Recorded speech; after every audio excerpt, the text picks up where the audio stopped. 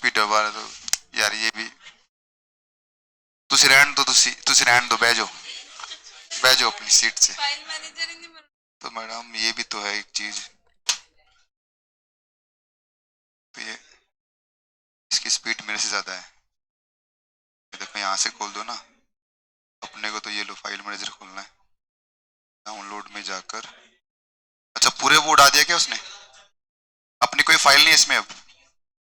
उसने उड़ाया तो पहले वाले डॉक्यूमेंट्स तो शायद होंगे।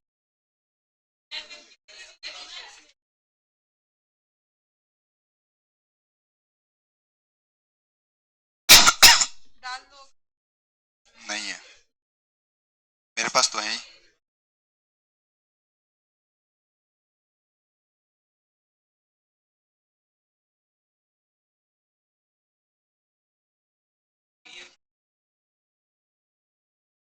क्या था वो? Telegram web.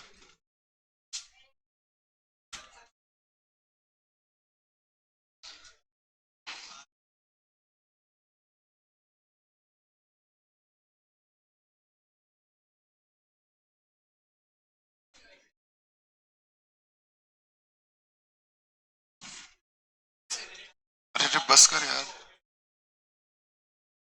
डांट लगा दिया ऐसे ही। तेरा पास है? अभी तो आप मना कर रहे थे। मैंने तुम लोगों को दिया और मेरे पास नहीं होगा? फिर आपने ही मना किया था।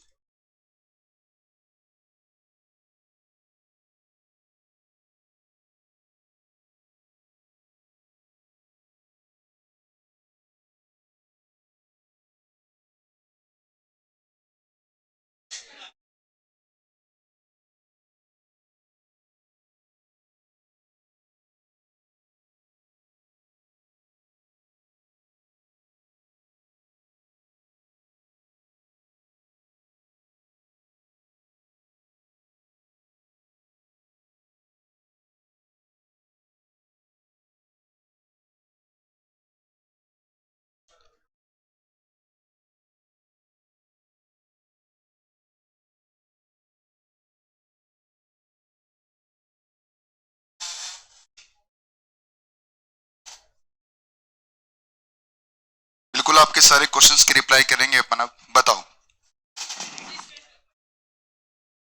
Illustration number. अच्छा आज आपका डाउट क्लास है क्या?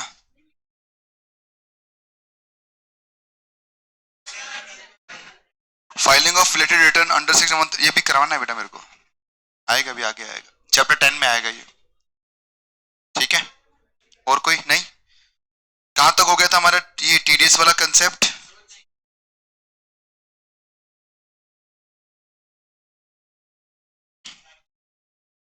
चल क्यों नहीं रही?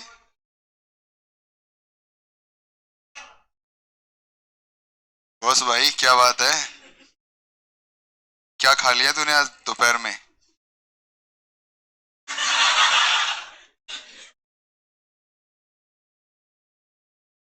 बूंदी रायता तो फिर मतलब कमाल ही था यार तेरा, बूंदी रायता तो। क्या मिला था बूंदी में?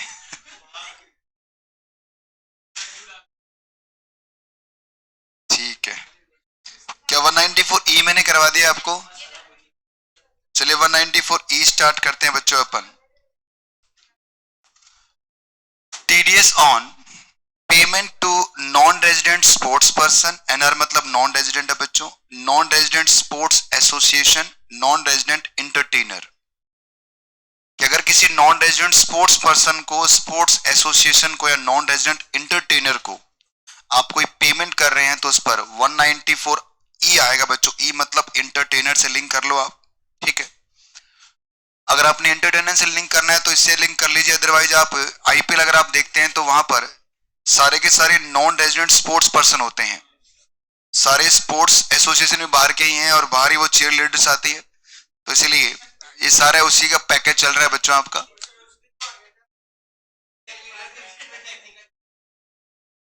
हाँ, वो फीडबैक हो गया था। हो गया तुम्हारा फीडबैक? कुछ क्या रिजल्ट निकला उसका? बैठा हूं मैं, मतलब सही हूं मैं। थैंक यू भाई, आप लोगों ने मुझे रिव्यू किया।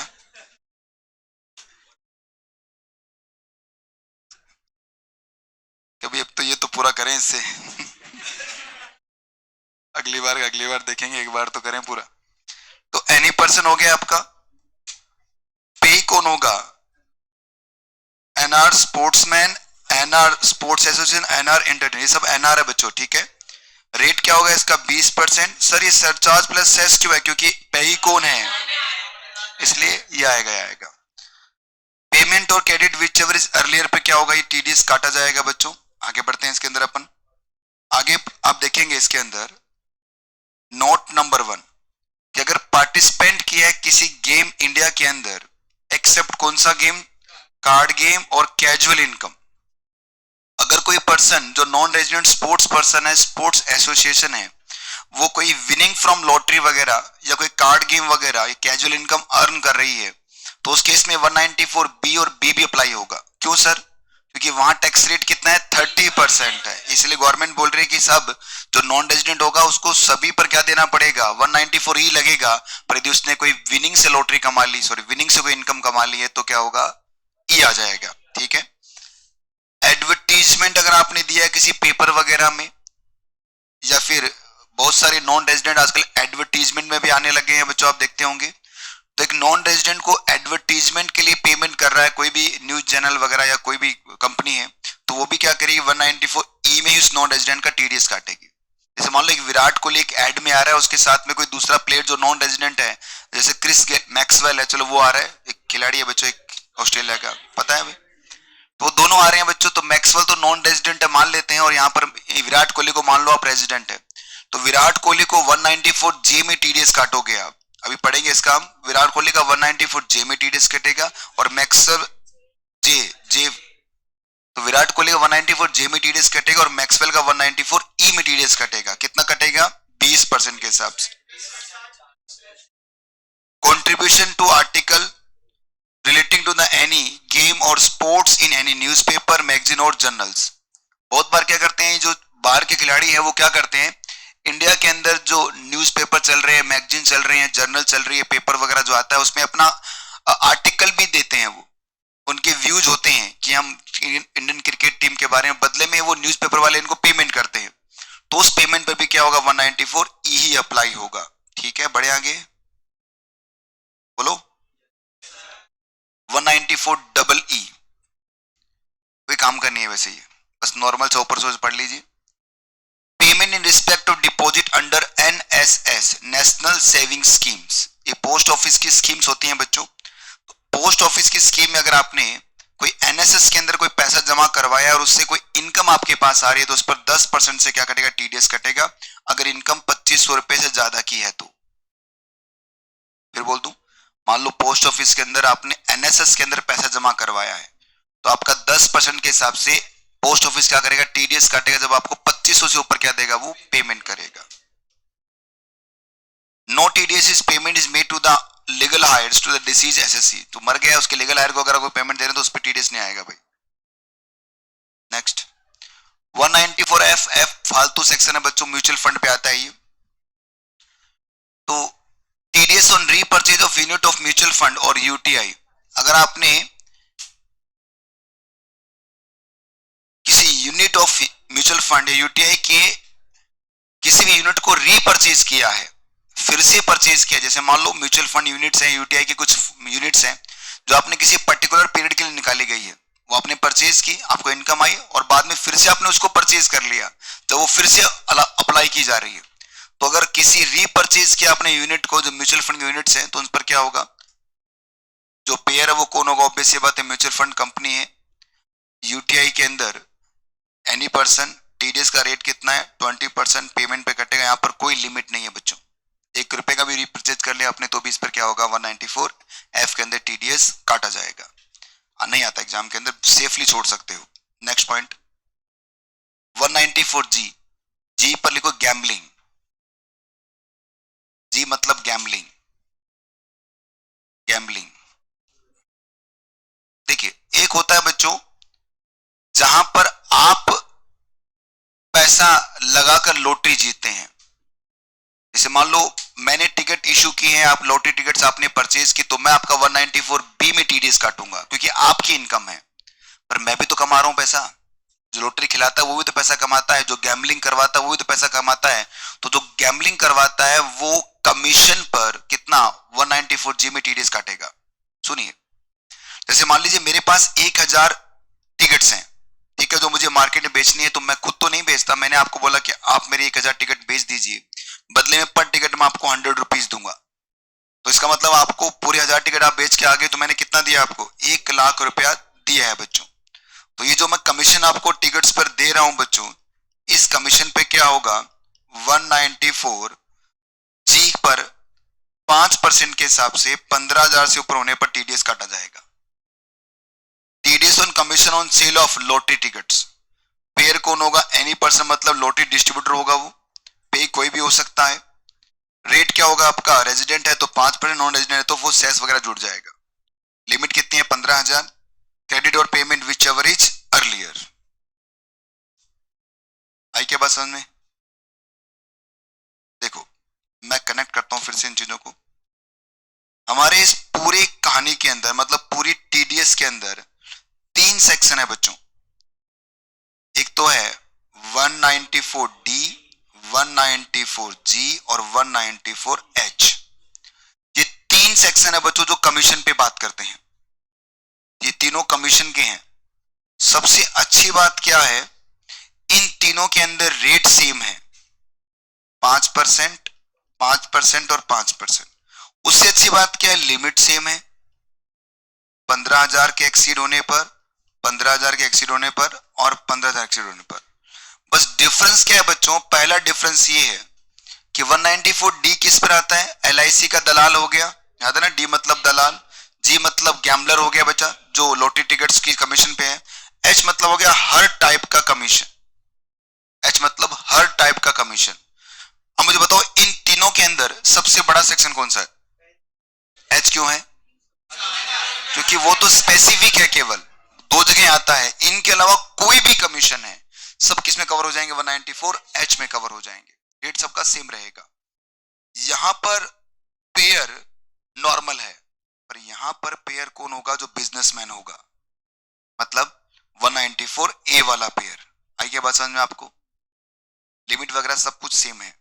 देखो 194 H, TDS on commission other than 194 D और 194 जी।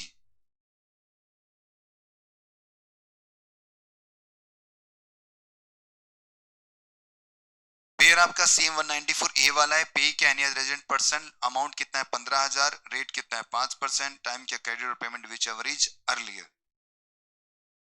194 एच नहीं लगेगा अगर कमीशन हुआ है on brokerage payment by BSNL, MTNL, Bharat संचार निगम लिमिटेड और महानगर टेलीकॉम नगर लिमिटेड। ये महानगरों में चलता है बच्चों, मुंबई दिल्ली वगैरह के अंदर ये हर जगह चल रहा था, अपने राजस्थान में खूब चलता है, अब तो बिल्कुल नहीं चलते ये सब भी। ये क्या करते थे पुराने जमाने में, पीसीओ अलॉट करते थे, ठीक है ना, पब्लिक कॉलर ऑफिस से कुछ बोलते हैं, पीसीओ को पता नहीं क्या बोलते हैं। तो फोन पे बात करनी पड़ती थी, लोग पहले पीसीओ से बात करते थे। तो पीसीओ की जो एजेंसी फ्रेंचाइजी थी उसके थ्रू जो कमीशन होता था उस पर 194 एच नहीं लगता था। मतलब बहुत पुरानी बात है, अब ये कोई काम की नहीं बची हुई, बस एमसीक्यू में आ सकता है इसलिए लिख दिया मैंने। पीसीओ गए हुए 20 साल निकल गए, अब कौन पीसीओ पे बात, अरे पीसीओ छोड़ो, घरों में जो फोन थे वो भी कट गए सबके, सबके पास अपने अपने पर्सनल फोन है, लैंडलाइन हट गया बेटा, अब कोई किसके पास बचे हैं।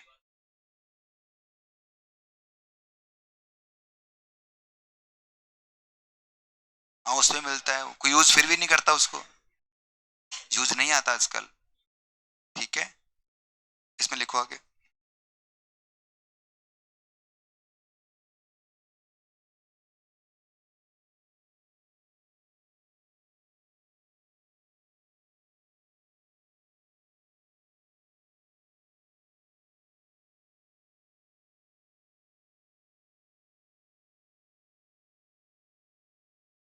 अगर आपने कमीशन पे किया है पर्सनल नेचर के ऊपर तो उस पर भी क्या नहीं होगा, 194H का टीडीएस नहीं आएगा।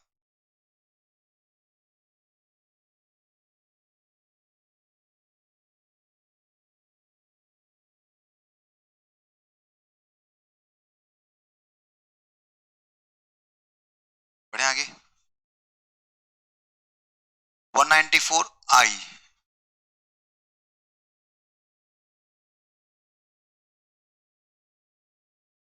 TDS on rent.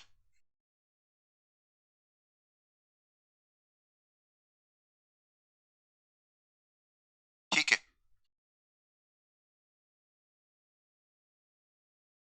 Pair 194A वाला है बच्चों। पे कौन है, एनी रेजिडेंट पर्सन। रेट क्या होगा, अगर रेंट पे किया आपने प्लांट मशीनरी के लिए तो कितना रेट है, रेंट पे किया फर्नीचर बिल्डिंग वगैरह के लिए कितना है, 10%। लिमिट कितनी है उस पर, 2,40,000 पर एनम पर कॉर्नर, इंक्लूडिंग एडवांस रेंट और एरिया ऑफ रेंट। ठीक है, टाइम है क्रेडिट और payment which ever is earlier.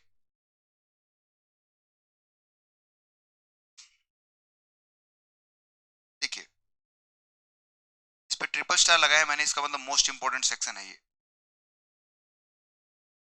एक बार हम ऑडिट पे थे बच्चों मुंबई के अंदर, मैं मेरी पर्सनल बात बता रहा हूँ आपको। मैं उस ऑडिट को मुझे ही लीड करना था, हमें 3 महीना मुंबई में रहना था। भाई कि बोरीवली एरिया था उसके अंदर मुझे रहना था। तो हमें एक कंपनी की तरफ से होटल अलॉट किया गया था और उसमें बोला गया कि आप होटल में रहिए और जो भी आपका पेमेंट होगा आप हमें भेज दीजिए, तो या फिर आपको लमसम अमाउंट हम पे कर देंगे। पूरी टीम थी हमारी 6 बंदों की, तो उसके अंदर होटल में आपको 6 रूम बुक करवाना है और 3 महीने तक रहना है। तो उन्होंने कहा आप ये अपना अरेंजमेंट खुद ही कीजिए, और इसका महीने का हमें पता नहीं कितना, उन्होंने 40 से 45 हजार पे इन्होंने फिक्स किया था, इतना हम आपको पे कर देंगे। तो उसमें मेरे साथ में एक बंदे थे, उन्होंने दिमाग लगाया कि हम क्यों होटल में क्यों जाएं, 3 महीने रहना है मुंबई में, क्यों ना फ्लैट लेकर रह लें, हम फर्निश फ्लैट, एक काम वाली बाई लगा लेंगे, खाना बना दे करेगी। ठीक है, बिल्कुल सही भी है भाई, इतना तो महंगा होगा भी नहीं ना, आराम से रह भी पाएंगे।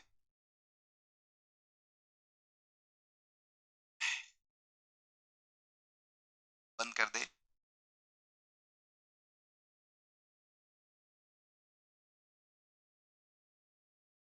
ठीक है, बात ये नहीं है बच्चों दिमाग लगा नहीं लगा, बात क्या है बता रहा हूं मैं आपको। तो वो जो रेंट हम जिसको पे करते थे वो एक रिटायर पर्सन थी, एक महिला ही थी, उसके हस्बैंड वगैरह पता नहीं थे नहीं, कि उसके बच्चे यूके में रहते थे, वो अकेले रहती थी इस फ्लैट के अंदर, मतलब नीचे वाला फ्लैट उसका था, ऊपर वाला रेंट पे दे रखा था। तो मुंबई में क्या होता है, जो बूढ़ी लोग औरतें होती हैं उनको आई बोलते हैं, आई बोलते हैं। तो हमें ना आई को रेंट देना होता था, 194 आई।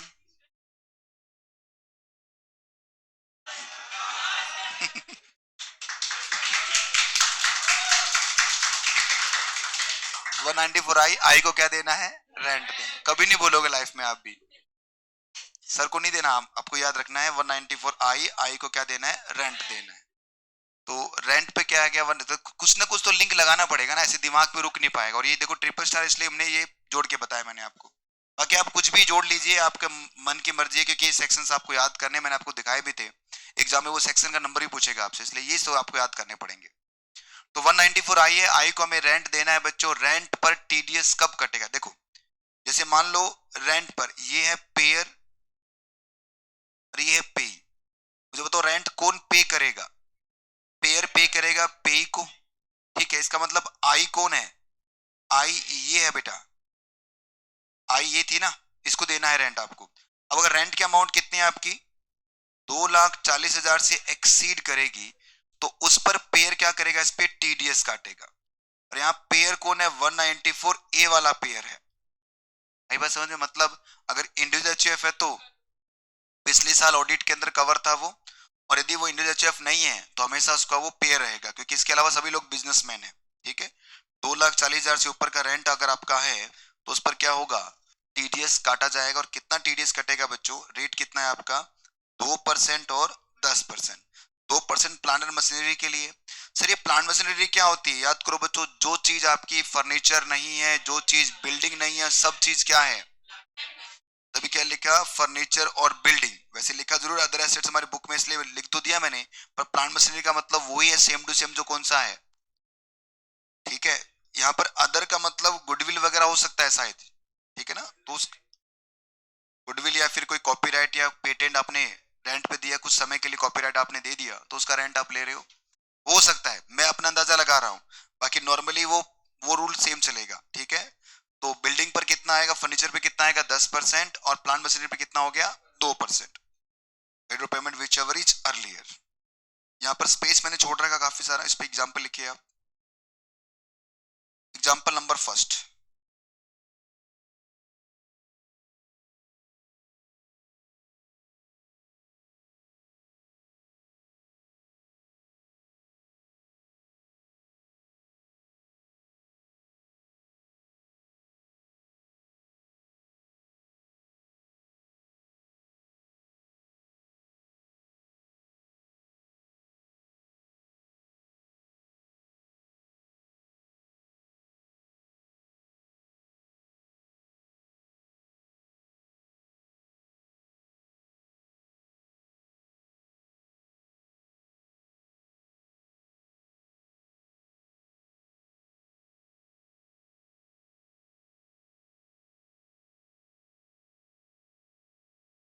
बताओ आंसर क्या होगा।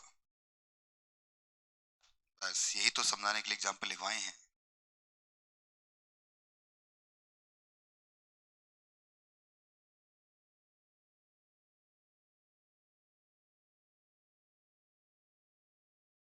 अच्छा। हम्म।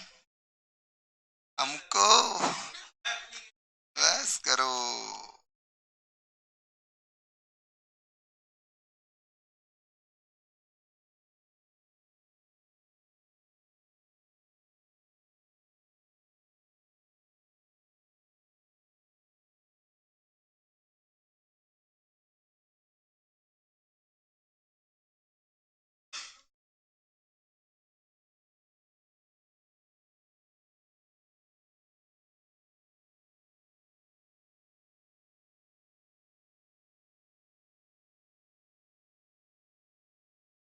समझ में तो आ गया ना क्या किया ये। बस ये गलती ना करो इसलिए एग्जाम्पल लिखवाया मैंने आपको। ये कितना आ जाएगा, ये 2000, टोटल कितना आ जाएगा। एक एग्जाम्पल वो लिखिए।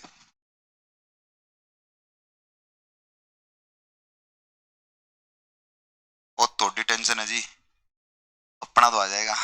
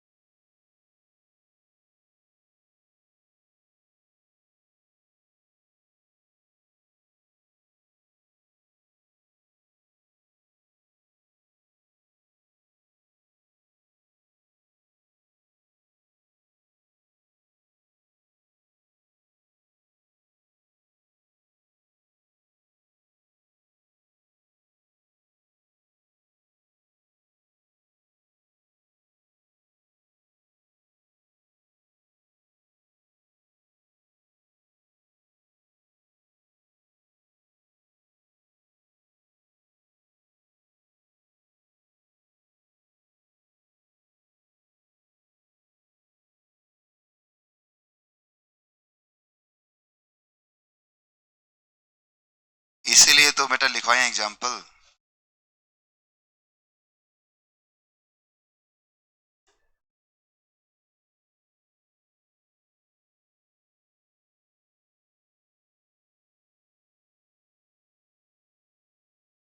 देखो मैंने ऊपर लिखवाया अभी आपको कि जो लिमिट है आपकी 2,40,000 किसके लिए।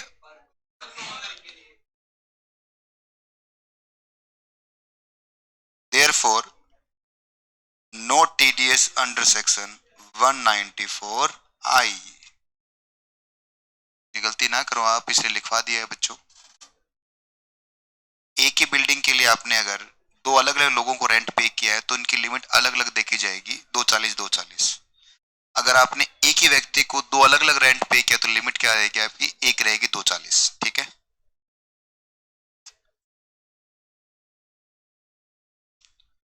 अब बढ़ते हैं आगे।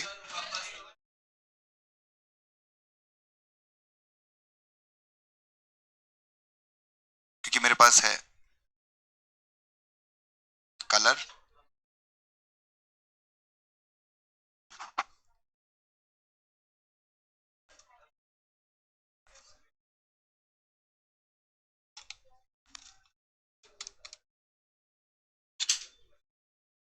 देखिए अभी मैं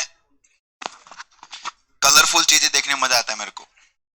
अभी बुढ़ापा पूरी तरह हावी नहीं हुआ मेरे ऊपर, अभी मैं कलरफुल रह सकता हूँ, इसलिए मैं कलर यूज करता हूँ। हाँ, मैं रंगीन रंगीन मिजाज मान लो भाई। अब देखिए कुछ दो केस लो है बच्चों जो हम डिस्कस कर रहे हैं, हो गया ना आपका ये? प्लीज बातें बंद करो, आप देखो इधर। एयरलाइंस कंपनी का एक एयरपोर्ट अथॉरिटी के साथ कैसे लिंकेज होता है बताता हूं मैं। एयरपोर्ट अथॉरिटी ऑफ इंडिया होता क्या है बच्चों, जो एयरलाइंस होती है वो एयरपोर्ट अथॉरिटी को क्या करती है, पेमेंट करती है। किस बात का? ताकि वो अपनी उस प्लेन को लैंड करवा सके, टेक ऑफ करवा सके, वहां पर और भी फैसिलिटी ले सके, फ्यूल वगैरह चेंज करना है, कोई इंजीनियरिंग सर्विसेज है, और साथ साथ में जो उस एयरलाइंस कंपनी के ग्राहक है, कस्टमर है, उनको भी बैठने की व्यवस्था मिल जाए, उनकी टिकट्स वगैरह अरेंज हो जाए, ये सब के लिए वो क्या करते हैं, एयरपोर्ट अथॉरिटी ऑफ इंडिया को पेमेंट करते हैं। आपने जीएमआर इंफ्रा का नाम सुना होगा, एक बड़ी कंपनी है बच्चों, वो इंडिया में एयरपोर्ट्स बनाती है। ठीक है, तो एक कंपनी है जो एयरपोर्ट बनाती है और बाद में वो क्या करती है, एयरपोर्ट अथॉरिटी क्या करती है, एयरलाइंस कंपनी से पेमेंट चार्ज करती है। मतलब कुछ इसी तरह से है बच्चों कि आपने एक एयरपोर्ट बना दिया है, क्योंकि एयरपोर्ट बनाना बहुत जरूरी है, बिना एयरपोर्ट के प्लेन नीचे नहीं उतर पाएगा, तो उसको सही रनवे पे उतारना है, उसकी और फैसिलिटीज है बताने के लिए सब कुछ है, और उसके बदले में क्या करते हैं, वो कंपनियां जो एयरपोर्ट बना रही है वो कंपनी क्या करती है, एयरलाइंस कंपनी से पेमेंट चार्ज करती है। ठीक है, तो एक एक एयरलाइंस कंपनी है बच्चों, कोई भी एयरलाइंस कंपनी है, वो क्या कर रही है, पेमेंट कर रही है। किसको पेमेंट कर रही है, airport authority of India, airport authority of India. ठीक है, मान लीजिए इन्होंने 50 लाख रुपए महीने का पेमेंट किया है। अब क्वेश्चन ये उठता है, इस 50 लाख पर टीडीएस आएगा 194 आई का या 194 सी का? अरे जीएमआर इंफ्रा ले भाई, जीएमआर इंफ्रा, अब तो ठीक है, अब तो ठीक है, जीएमआर इंफ्रा इसने बनाया एयरपोर्ट, तो एयरपोर्ट अथॉरिटी ऑफ इंडिया के तो एक दो एयरपोर्ट है, वो शिवाजी वाला, 2-3 एयरपोर्ट है पूरी इंडिया के अंदर, बाकी सब जीएमआर इंफ्रा ही बना रहा है। ठीक है, सुनिए, तो ये एयरलाइंस कंपनी जो पेमेंट कर रही है, रेंट का पेमेंट है या कॉन्ट्रैक्ट का पेमेंट है?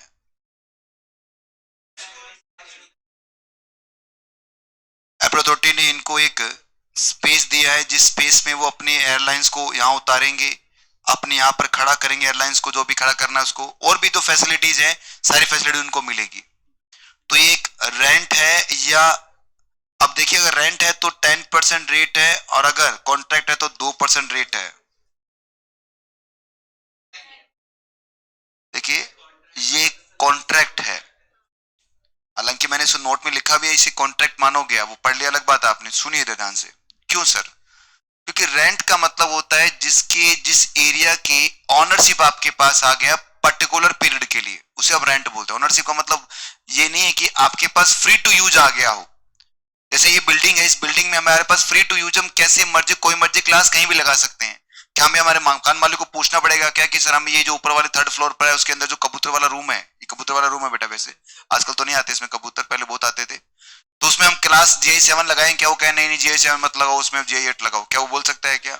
हमारी मर्जी भाई, कहीं मर्जी लगाएं हम क्लास, इसका मतलब हम फ्री टू यूज कहीं पर भी कुछ भी यूज कर सकते हैं अपन, उसे बोलते हैं रेंट। हम आप भी जो मान लो मकान किराए पे लेके रहते हो, तो क्या आपको वो बताएगा क्या ये किचन है, किचन के अंदर खाना ही बनाना है, और कुछ और बना लिया आपने तो बाहर कर दूंगा? ऐसे नहीं भाई, कुछ भी किचन क्यों, अंदर बनाएंगे हम, कुछ भी बनाए, हमारे हमने रेंट पे कर दिया तो बाहर चल गेट के, अब ये हमारा कमरा है, हम चाहे उसमें नीचे सोए चाहे बिस्तर पे सोए, हमारी मर्जी। पर ऐसा कॉन्ट्रैक्ट के साथ नहीं होता। कॉन्ट्रैक्ट में क्या होता है, एक टर्म्स एंड कंडीशन है जो आपको फॉलो करनी पड़ती है। सेम एयरलाइंस कंपनी को फॉलो करना पड़ता है। क्या एयरलाइंस कंपनी कोई भी रनवे पे उतार देगी क्या कि आज ये वाला 8 नंबर लकी है मेरे लिए, मैं तो यहाँ उतारूंगा। मैं तो जैसे मान लो ये रनवे है, ये रनवे है बच्चों एक, अपने का मैं तो ऐसे खड़ा करूंगा प्लेन, मेरी मर्जी, पैसा दिया है मैंने। और पार्किंग के अंदर मैं कहीं मर्जी खड़ा कर दूं, किसी ऐसे थोड़ी होगा भाई, आपको एक स्पेस मिलेगा, उस स्पेस में ही खड़ा कर सकते हो, अब उस समय होगा आपके पास। इसका मतलब ये सारा काम क्या है, कॉन्ट्रैक्ट के थ्रू किया जा रहा है, इसलिए इस पर 2% के हिसाब से टीडीएस कटेगा, ना कि 10% के हिसाब से टीडीएस कटेगा। इसी तरह कोल्ड स्टोरेज जो होता है, जिसके अंदर हम अपनी सब्जियां वगैरह रखते हैं लोग, उसमें भी क्या होगा, क्या आपने वो स्पेस लिया है क्या? नहीं सर, स्पेस थोड़ी लिया आपने, आपने उसकी फैसिलिटी ली है। वो जो केमिकल डालेगा वो आप कहीं भी अपनी सब्जी नहीं रख सकते, आप तो उनको डिलीवर कर दीजिए, वो आपकी जो सब्जियां हैं, जो भी आपका फ्रूट है, जो भी आपका फूड है, उसको अपने हिसाब से रखेंगे। वो इसका मतलब क्या हो गया कि आपने उस स्पेस के लिए पेमेंट नहीं किया है, हालांकि वो दिखने में रेंट लग रहा है आपको, पर वो रेंट नहीं है, वो क्या है, कॉन्ट्रैक्ट है। पढ़ लीजिए अब दोनों नोट।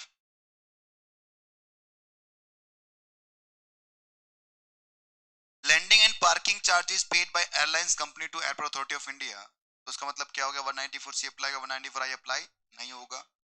और cooling charges paid by the customer to cold storage, इस पे भी 194 सी ही क्या होगा, अप्लाई होगा।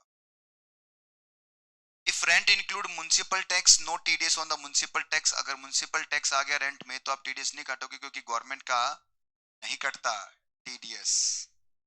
सिक्योरिटी डिपॉजिट अगर आपने करवाया है बच्चों, तो दो टाइप का सिक्योरिटी डिपॉजिट होता है, एक होता है रिफंडेबल, एक होता है एडजस्टेबल।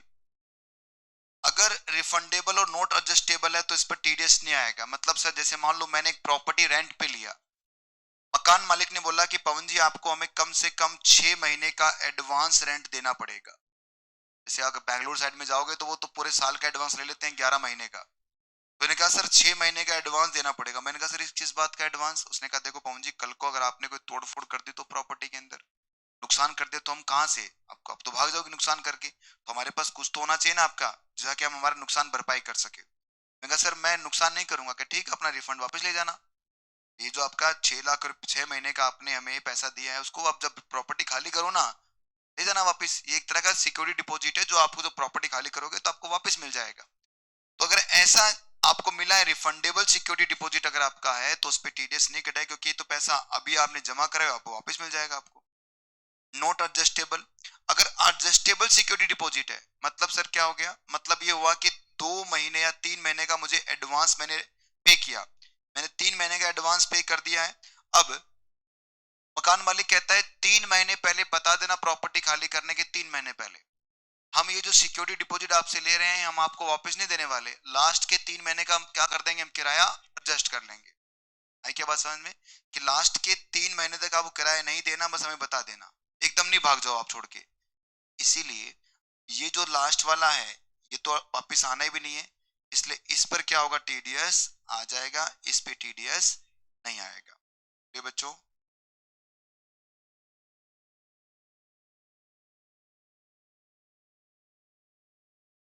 192 से हमने शुरुआत की थी, बताओ किसका था, 192A,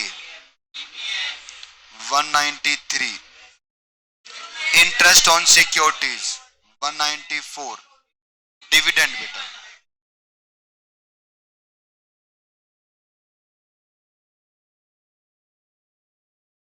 194A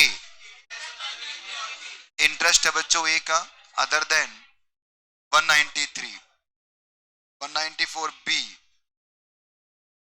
लॉटरी वाला, बड़े वदास सी, 194D, 194E,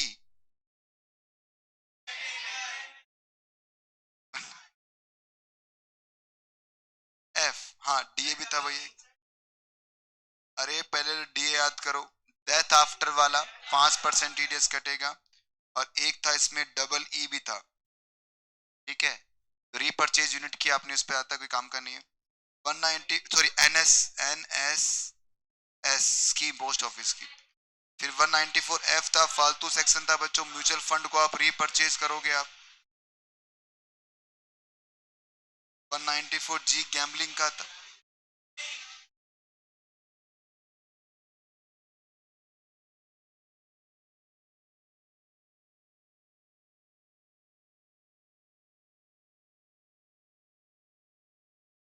194 एच हमने पढ़ा बच्चों, एच हर टाइप का कमीशन था। 194 आई को रेंट देना है। क्या सेक्शंस नंबर याद हो रहे हैं आपको? चलिए, नहीं बेटा याद रखने पड़ेंगे क्योंकि इनके बिना तो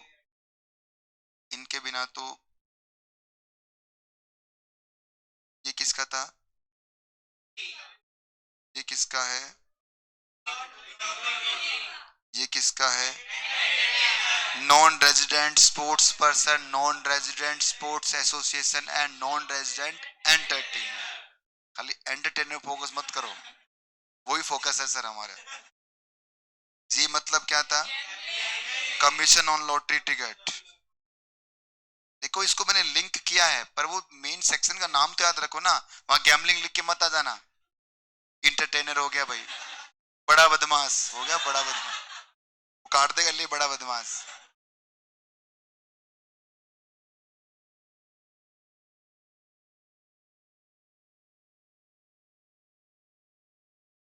एच मतलब क्या था?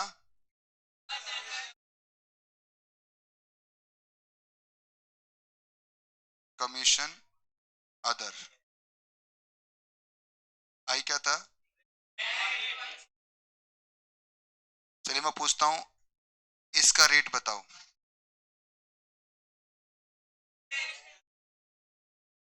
क्या एवरेज? मुझे तो याद है, मुझे याद है, टेंशन मत लो आप। ये बताइए, ये बताओ। नहीं बेटा 20% है इस पे, फालतू सेक्शन है ना। चलो ठीक है, ये बता दो फेवरेट आपका।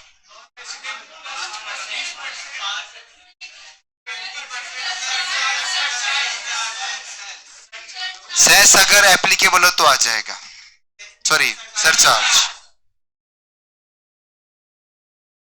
कहा है ये? नीचे, इसके नीचे वाले में बेटा ये ऐसे है।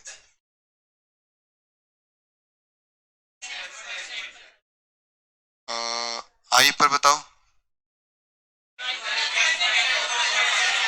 सी पर कितना हो गया? ये तो इस पर कितना है? ये 10%, ये 10%, ये ये बी सी डी। बेटा वो 15 काट लो, वहां से काट के 0 5 बनाना है उसको। अभी भी 15 याद है? अब दूसरी बात सुनो, 15 कोई रेट नहीं है टीडीएस के अंदर। ऐसे याद कर लो यार, ऐसे गलती मत करो आप यार। रुको 1 मिनट, इन्होंने 15 बोल के मेरे को टेंशन दे दी है। अरे मैं कुछ दिखा, अरे वो तो ठीक है, इधर देखो 15 कोई रेट दिख रहा है क्या आपको? 15 नाम का कोई रेट ही नहीं है, देख लो, देख सकते हो आप, यहाँ कोई रेट नहीं है 15 के नाम से।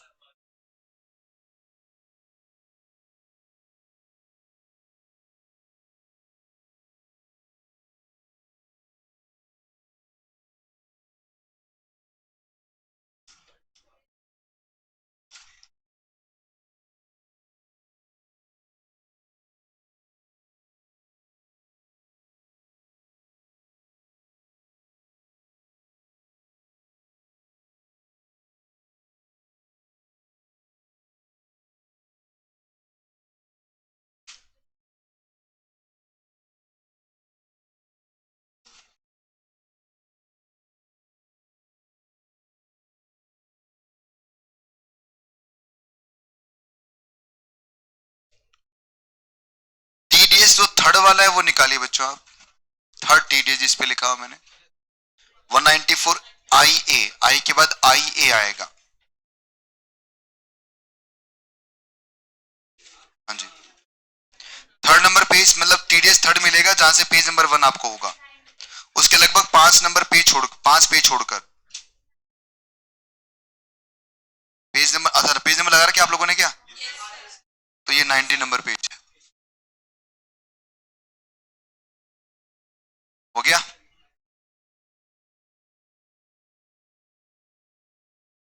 TDS on transfer of land and building excluding rural agriculture land, कि अगर आपने लैंड एंड बिल्डिंग को बेचा है तो उस पर टीडीएस कटेगा भाई।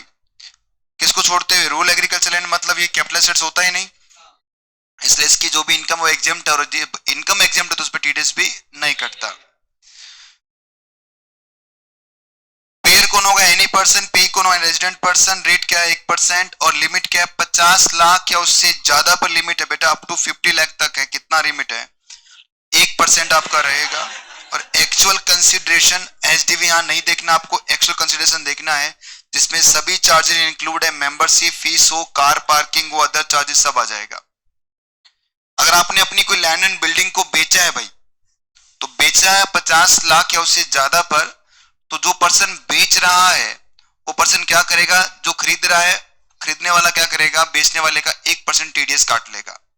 जैसे मेरे पास एक फ्लैट था, ठीक है, और इस फ्लैट की कीमत थी 70 लाख की, और इसकी एचडीवी चल रही है बच्चों फ्लैट की कितने की? 90 लाख की। हालांकि सेक्शन 50 लगा के वो सब कैपिटल गेन कैलकुलेशन अलग से करोगे आप, पर मैंने बेचा कितने में इसको? 70 लाख में। आपको बेचा तो आप मुझे पेमेंट करोगे 70 लाख रुपए का, तो आप क्या करोगे? 194 आई ए के अंदर मेरा टीडीएस काटोगे। कितना काटोगे? 1% के हिसाब से। तो ये किस पे कटेगा? 90 पे या 70 पे? 70 पे काटा जाएगा। मैं कहता हूं कि सर 70 लाख नहीं सर, 40 लाख रुपए तो किस बात के? फ्लैट के हैं। 20 लाख रुपए पार्किंग के हैं। 10 लाख रुपए लिफ्ट वगैरह के, ऐसे करके पेमेंट पूरा हुआ है। तो गवर्नमेंट कह रहे हैं कि आपने इस अमाउंट को तोड़ के अलग अलग बोला है, तो इसमें क्या करोगे? सारे के सारे चार्जेस वापस ऐड बैक कर दोगे। तो ऐड बैक करने पर कितना आ गया वापस? 70 लाख। इसी पर क्या लगेगा? टीडीएस आएगा। देखिए बच्चों, इससे पहले ये सेक्शन नहीं था, मतलब 2016-17 के अंदर ही पहली बार इस सेक्शन को इंट्रोड्यूस किया गया। उससे पहले जब प्रॉपर्टी बिकती थी, खरीदती थी, उस पर नहीं पता चलता टीडीएस कितना है, क्योंकि प्रॉपर्टी जब बेचोगे खरीदोगे तो सही अमाउंट कितना है टीडीएस का, क्योंकि कंसेप्ट क्या है टीडीएस का? जब तक सामने वाले के हाथ में टैक्सेबल नहीं होगा तब तक क्या नहीं होगा, मैं टीडीएस नहीं काट सकता। आपने एक प्रॉपर्टी बेची है बच्चों, मुझे क्या पता आपके हाथ में टैक्सेबल है नहीं, क्योंकि आपके पास बहुत सारे ऑप्शन है। आप घर बेच के दूसरा घर खरीद सकते हो, सेक्शन 54 एग्जम्पशन ले सकते हो, 54 बी मिल सकता है, 54 एफ मिल सकता है, बहुत सारा आपके पास बेनिफिट्स हैं। या हो सकता है आपका इंडेक्स कॉस्ट ऑफ एक्विजिशन करने के बाद में कैपिटल नहीं, कैपिटल गेन नहीं, कैपिटल लॉस आ जाए, ये भी पॉसिबल है। तो कभी टीडीएस नहीं करता था, पर लोगों ने इसको बहुत टूलफुल यूज करना स्टार्ट कर दिया, ज्यादा टीडीएस, क्योंकि गवर्नमेंट चाहती है कि ये ट्रांजेक्शन नजर में आ जाए। एक बार जब टीडीएस कट जाएगा तो अब सेल प्राइस वगैरह सब फिक्स हो जाएगा, आप उसको चेंज नहीं कर पाओगे। इसलिए 2016-17 में पहली बार एक नई सेक्शन लेके आए थे, और सेक्शन का नाम क्या था? सेक्शन 194 आईए। 16-17 में नई सेक्शन आई है बच्चों, क्या नाम है? आइए, 16-17 में एक नई सेक्शन आई है, और ये क्या बोलेगी अब? 50 लाख से ऊपर का अगर अमाउंट कोई जा रहा है तो उस पर टीडीएस कटेगा, और कितना टीडीएस कटेगा? 1% के हिसाब से। क्या चीज? तो क्या फर्क पड़ता है उसमें? नहीं नहीं, देखो रेजिडेंट पर्सन है तो 194 आईए में टीडीएस नहीं कटेगा, फिर 194 ई में टीडीएस कटेगा, सॉरी 195 में टीडीएस कटेगा उसका। ये सिर्फ किसके लिए? 194 आईए के लिए है, तो टीडीएस नहीं आएगा। और बताओ, हो गया भाई? 194 आई बी लगाओ इस पे ट्रिपल स्टार। आई किसका था?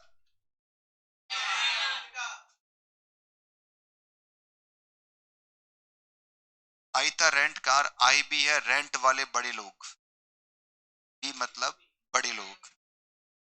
देखिए प्लीज, बड़ी मम्मी नहीं, बड़े लोग सुनो।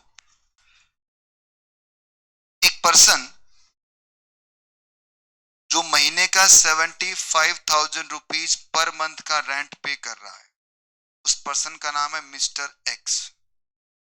ठीक है, मिस्टर एक्स महीने का 75,000 रुपीज पर मंथ रेंट पे कर रहा है, क्योंकि वो एक फ्लैट में रहता है, उस फ्लैट का रेंट है 75,000 रुपीज पर मंथ। हाँ सर, ऐसे थोड़ी होता है। क्या 75,000 पर मंथ का रेंट होता है क्या फ्लैटों का? होता है बच्चों। तभी तो मैंने क्या बोला? रेंट वाले बड़े लोग जो इतना इतना रेंट पे करते हैं। नहीं बेटा, एमसीसी का तो 194 आई में कवर हो ही जाएगा ना, उसमें टेंशन ही नहीं है। जो 194 आई में कवर नहीं होते उनको पकड़ रहे 194 आई बी में। सुनो तो पहले, आप उसमें कुछ, आप उसमें अगर कॉमेडी घुसा दोगे तो पूरा कंसेप्ट सत्यानाश हो जाएगा। उसके बाद करेंगे ना कॉमेडी अपन, पहले मिसचीफ तो समझो क्या हो रहा है। एक पर्सन जो 75,000 रुपीज पर मंथ का रेंट पे करता है, और वो पर्सन बिजनेसमैन नहीं है बच्चों, नहीं है बिजनेसमैन, वो सैलरी क्लास पर्सन है। कंपनी में काम करता है, उस कंपनी का वो सीईओ है, सीएफओ है उस कंपनी का, उसकी सैलरी करोड़ों के अंदर है। मुझे बताओ, क्या ये 194 एबी में कवर होता है क्या? नहीं सर, 194 एबी में कौन कवर होता है? इसका टर्नओवर या ग्रोस रिसिप्ट, मतलब जो बिजनेस करता है। तो इसका मतलब ये बिजनेस नहीं करता, 194 एबी में कवर नहीं, और एबी में कवर नहीं इसका मतलब 194 आई में वो टीडीएस नहीं काट सकता, क्योंकि 194 आई में साफ बात क्या लिखी है कि पेयर कौन होगा? 194 ए वाला। तो पेयर नहीं है तो टीडीएस नहीं कटेगा, और नहीं कटता था, लोग आराम से बच के निकल रहे थे। फिर गवर्नमेंट ने देखा कि भाई साहब ये तो गड़बड़ हो रहा है, रेंट इतना इतना पे कर रहा है, इसका मकान मालिक हमें टीडीएस टैक्स देगा नहीं देगा पता ही नहीं इसका, हो सकता मकान मालिक झूठ बोल रहा हो। इसीलिए गवर्नमेंट ने इस मिस्टर एक्स को रूल किया और बोला, देख भाई मिस्टर एक्स, अगर तूने महीने का 50,000 से ज्यादा का क्या दिया है, रेंट पे किया है, तो तुझे 5% के हिसाब से टीडीएस काटना पड़ेगा, क्योंकि तू कोई बिजनेसमैन तो है नहीं। टीडीएस काट कर जमा करवाना आसान चीज नहीं है भाई, रिटर्न फाइल करना, बहुत सारी फॉर्मेलिटीज पूरी करनी पड़ती है। तो गवर्नमेंट ने इसको सारी फॉर्मेलिटी से दूर किया कि तुमसे तुझसे कोई फॉर्मेलिटी नहीं करवा रहे, क्योंकि तू बिजनेसमैन तो है नहीं। तो एक काम करना, पूरे साल में एक बार तो टीडीएस काट ही सकता है, और काट के सामने वाले का पैन नंबर ले लेना जो तेरा मकान मालिक है, और पैन नंबर लेके जमा करवा देना उस पैन नंबर से हमारे अकाउंट के अंदर। ना तुझे कोई टैन नंबर लेना है, कोई ना तुझे कोई रिटर्न फाइल करनी है टीडीएस की, कुछ नहीं करना है, क्योंकि अगर इतना बर्डन इसको दे दोगे तो ये करेगा ही नहीं बेटा। आई बात समझ में? फिर ये भाग जाएगा। इसलिए इसको सिर्फ थोड़ा सा बर्डन दे रहे हैं, और कह रहे हैं जो रेंट पे करेगा तो साल में एक बार। तो कह रहे हैं सर कौन से दिन? कि जब साल का एंड होता है, 31 मार्च आता है, उस समय क्या कर लेना, जितना तूने रेंट पे किया उस पर 5% टीडीएस काट के जमा करवा देना। जैसे इसने 75,000 पर मंथ का रेंट था इसका, पूरे साल किराए पे चल रहा था, ये मल्टीप्लाई 12, मल्टीप्लाई कितना 5%, बताओ कितना हुआ? 45,000 कितना हो गया? टीडीएस हो गया इसका। अब क्या होगा बच्चों, जब अपना रेंट पे करेगा 75,000 का, तो उसमें 45,000 काट लेगा मकान मालिक का टीडीएस के नाम का, बाकी बचा हुआ कितना है? 30,000 वो मकान मालिक को दे देगा। मकान मालिक पूछेगा 30,000 क्यों? क्या साहब ये आपका 45,000 रुपये देखो मैंने गवर्नमेंट को जमा करवा दिया, मेरे पास 194 आईबी लग रहा था, इसलिए ये उसका सर्टिफिकेट है, और आपके अकाउंट में ये टीडीएस आपका आ जाएगा।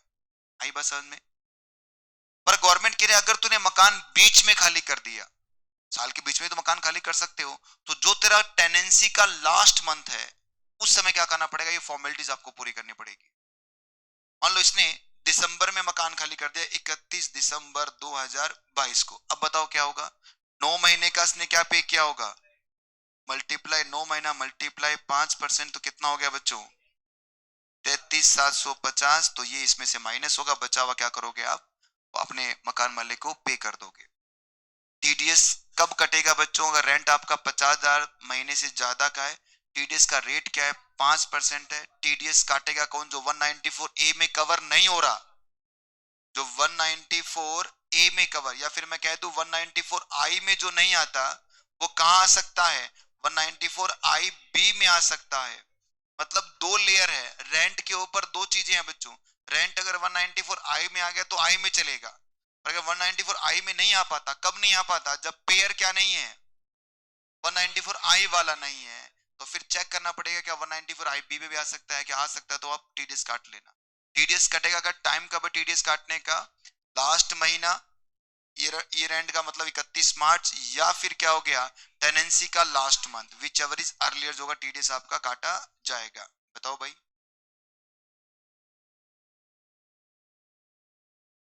इसमें हाँ पैन नंबर लेके बैठो। आई बात यहां तक? अब देखिए समझना कि ये मिस्टर एक्स है और ये मिस्टर वाई है। अरे भाई रुक जा एक बार, समझ ले, बहुत इंपॉर्टेंट बता रहा हूँ। चल हम वेट कर रहे हैं तेरा।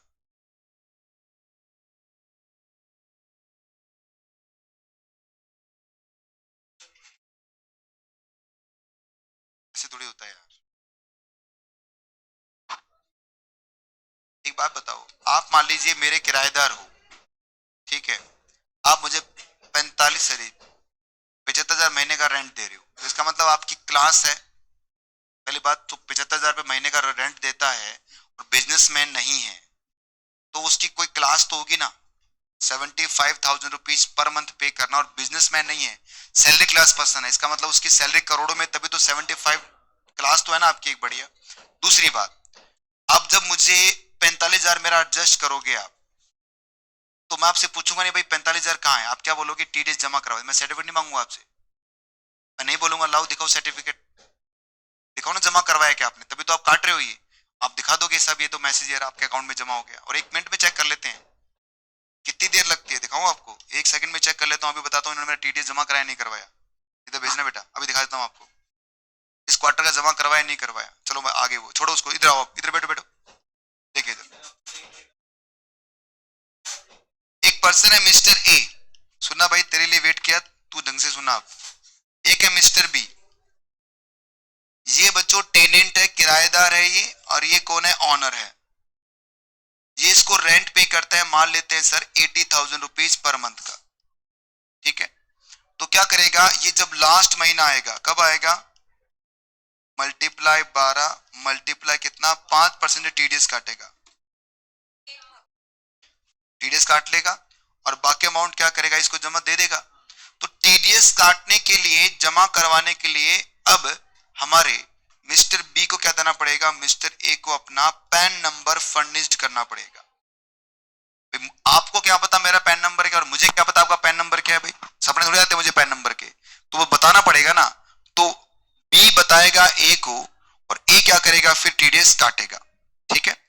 अब मैं आपको एक सेक्शन पढ़ा रहा हूं बच्चों, सेक्शन 206AA।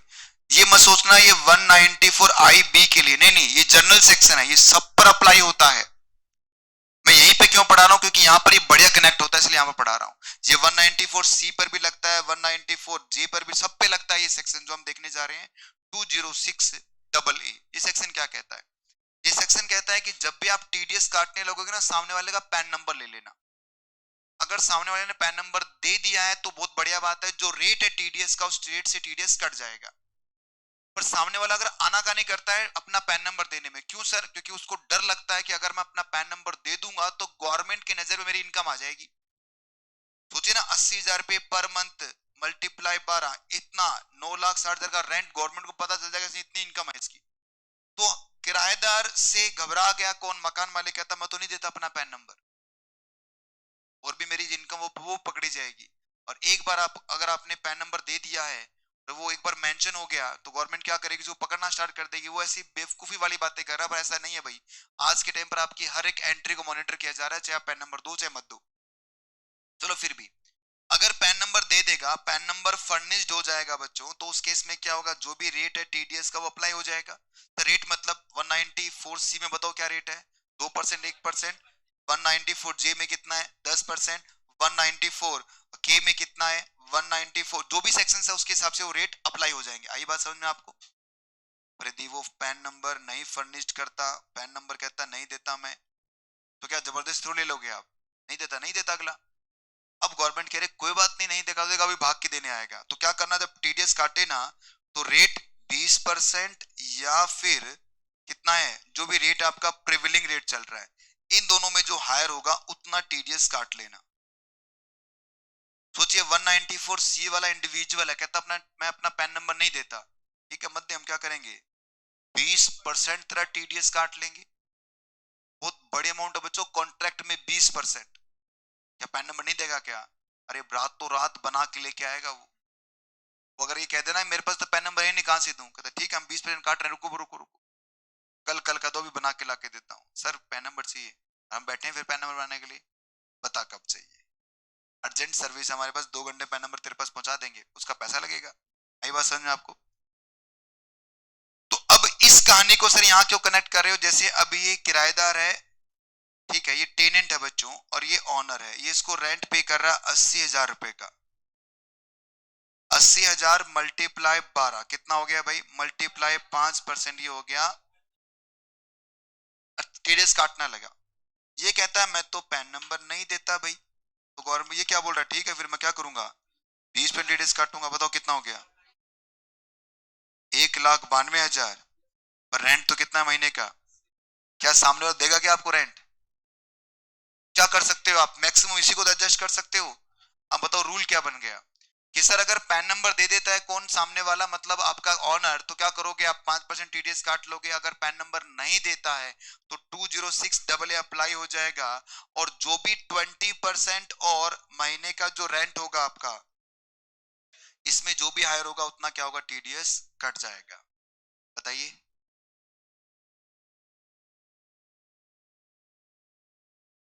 पढ़िए रेंट वाले बड़े लोगों को।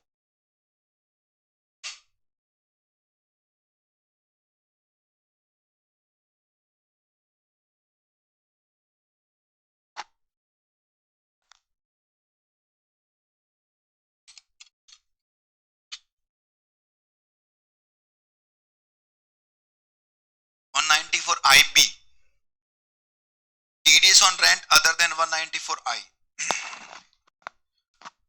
पेयर कौन है बच्चों? Individual HUF who not cover under section 44AB in the last year। क्यों सर? अगर वो कवर हो जाएगा तो 194I में आ जाएगा। यहां पर कौन आ रहा है जो 194I में नहीं आ रहा? पे कौन है? Any resident person. रेट क्या है? 5%। लिमिट कितनी है? 50,000 पे पर मंथ।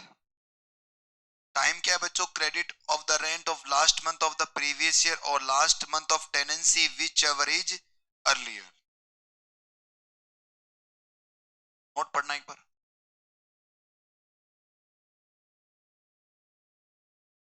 रिडक्शन मतलब TDS not exceed the rent for last month. Extra note मैंने लिखवा रखा है सेक्शन 206AA। अगर पेयर ने, सॉरी पे ने पेयर को अपना पैन नंबर फर्निश्ड कर दिया, यस के केस में क्या होगा बच्चों? जो भी टीडीएस का रेट है वो अप्लाई हो जाएगा, normally mention in the section. अगर नहीं प्रोवाइड किया तो बताओ क्या करोगे आप? Which ever is higher.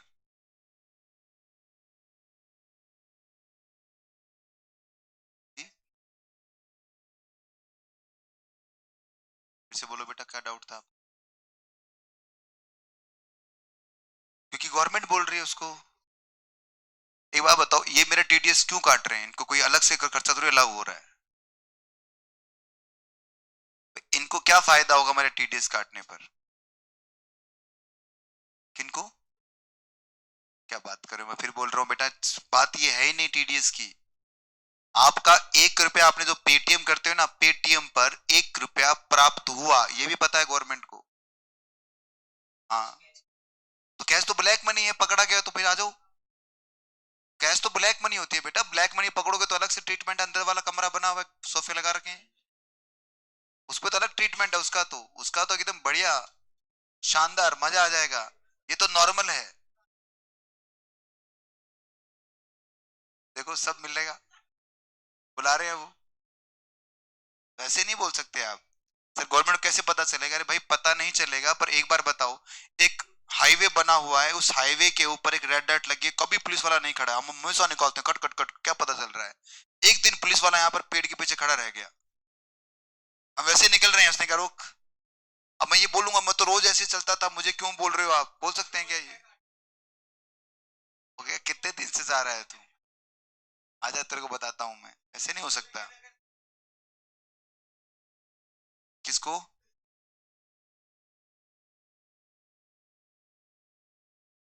नहीं होता ऐसा, फालतू बातें मत करो, ये नोट पढ़ो। आपको डाउट क्लियर हो गया आपका? रिक्वायरमेंट है बेटा, गवर्नमेंट ने उसको ड्यूटी बाउंड कर रखा है, करना पड़ेगा आपको। अगर आप बाउंड नहीं करेंगे आप, तो फिर आपको पेनलाइज करेगी गवर्नमेंट। आपका कुछ नहीं होना चाहिए सर। अगर मान लो टीडीएस वो नहीं भी काटता है तो गवर्नमेंट उसको कैसे पेनलाइज कर सकती है? इस सामने वालों कैसे पेनलाइज करेगी गवर्नमेंट? मान लो मुझे, मैं रेंट पर टीडीएस नहीं काट रहा, तो मुझे कैसे पेनलाइज किया जाएगा? कैसे पकड़ेगा गवर्नमेंट मुझे?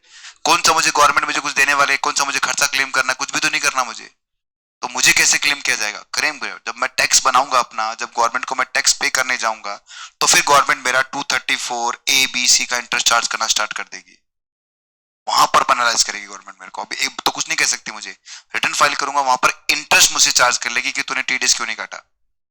अब पढ़िए 194 IB। आज ऑनलाइन क्लास चल रही है क्या? रिप्लाई तो नहीं आ रहा किसी का भी। कहाँ है? इसमें दिख ही नहीं रहा।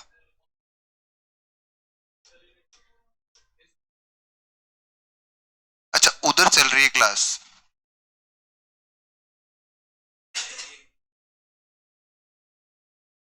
इधर भेज दे बेटा इस क्लास को।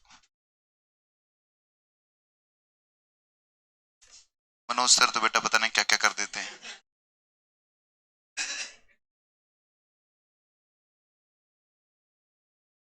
Thank you. तो ये मैं देखूं बच्चे डाउट क्यों नहीं पूछ रहे, कोई ना कोई डाउट तो होगा इनको भी।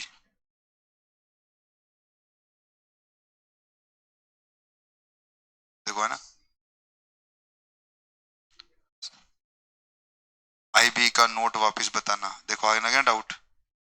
आईबी का नोट बता रहा हूँ बेटा अभी। नोट का मतलब हो गया कि आप लास्ट महीने से ज्यादा टीडीएस नहीं काट सकते। देखो 194 IB, requirement providing of PAN number otherwise the rate will be कितना होगा 20%। Where section 206 AA apply the such deduction shall not exceed the amount of rent payable for 1 month. लो भाई ये करके दिखाओ। हमारे पास तो पहले से पड़ा हुआ है नालायक को। तुम कोई आंसर नहीं बताओगे।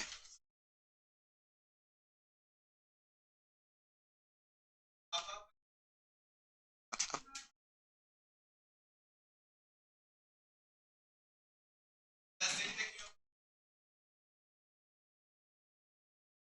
फिर से बोलो बेटा, समझा नहीं।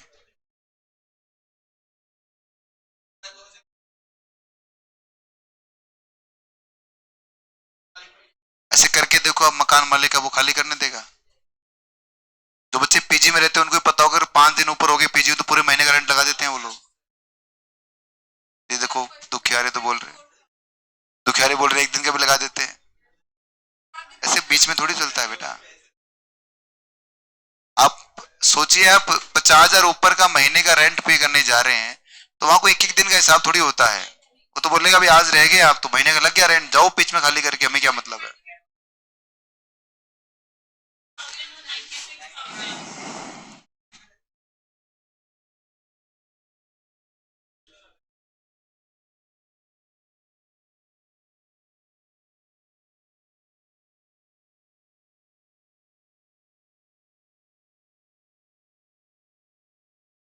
96 कैसे हो जाएगा यार? 60,000 तो महीने का रेंट ही है उसका।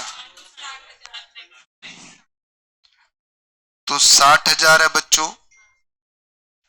23/11 को आपने प्रॉपर्टी वैकेंट कर दी है।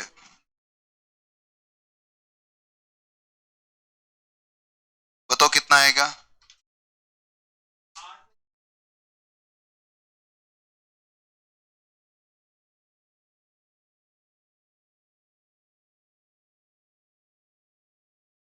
क्या 60? अच्छा, अपने 60 के जा रहे हो। पे फर्निश्ड, उसमें ज्यादा हो ही नहीं सकता कभी। पे नॉट फर्निश्ड लिखना था यार।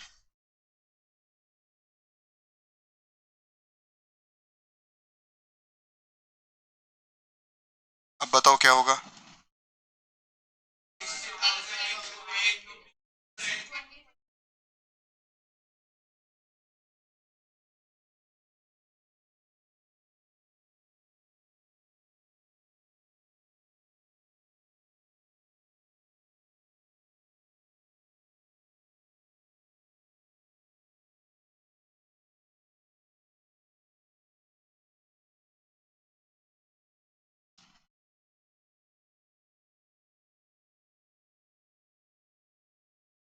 क्या हो गया बेटा अर्लियर?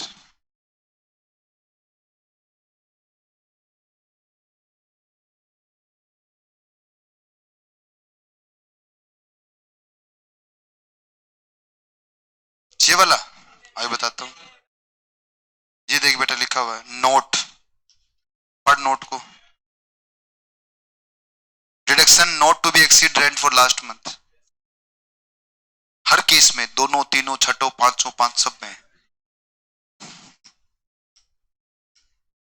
हो गया भाई।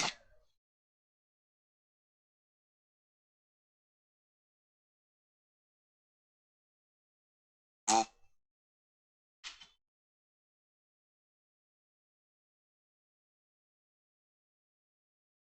मॉड्यूल आए हो क्या आप लोग आज? लेके नहीं, कल लेके आए थे? बेटा बताओ क्यों क्यों आ जाते? खोलते थे नहीं घर जाके उसको, ऐसे कैसे उठा के ले आते हैं यहाँ पर?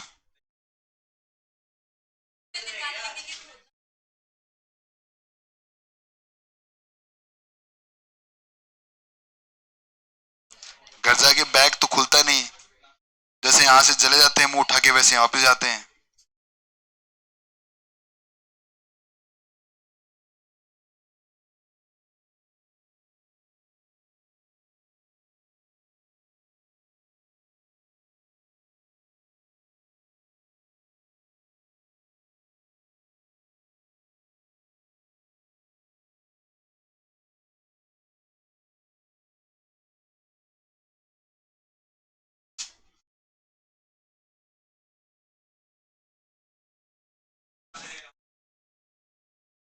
अरे मॉड्यूल लेके आए भाई, वो गलती से रह गया बैग में, निकाले रखा ही नहीं था वापिस।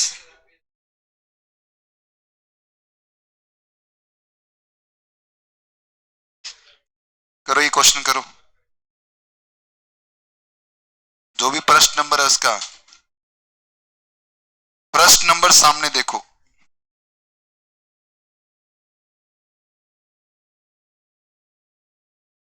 फोर्टी थ्री नंबर पेज पे है।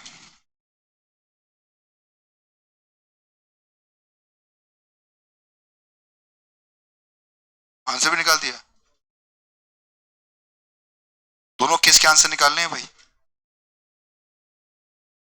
ये केस है, ये केस है।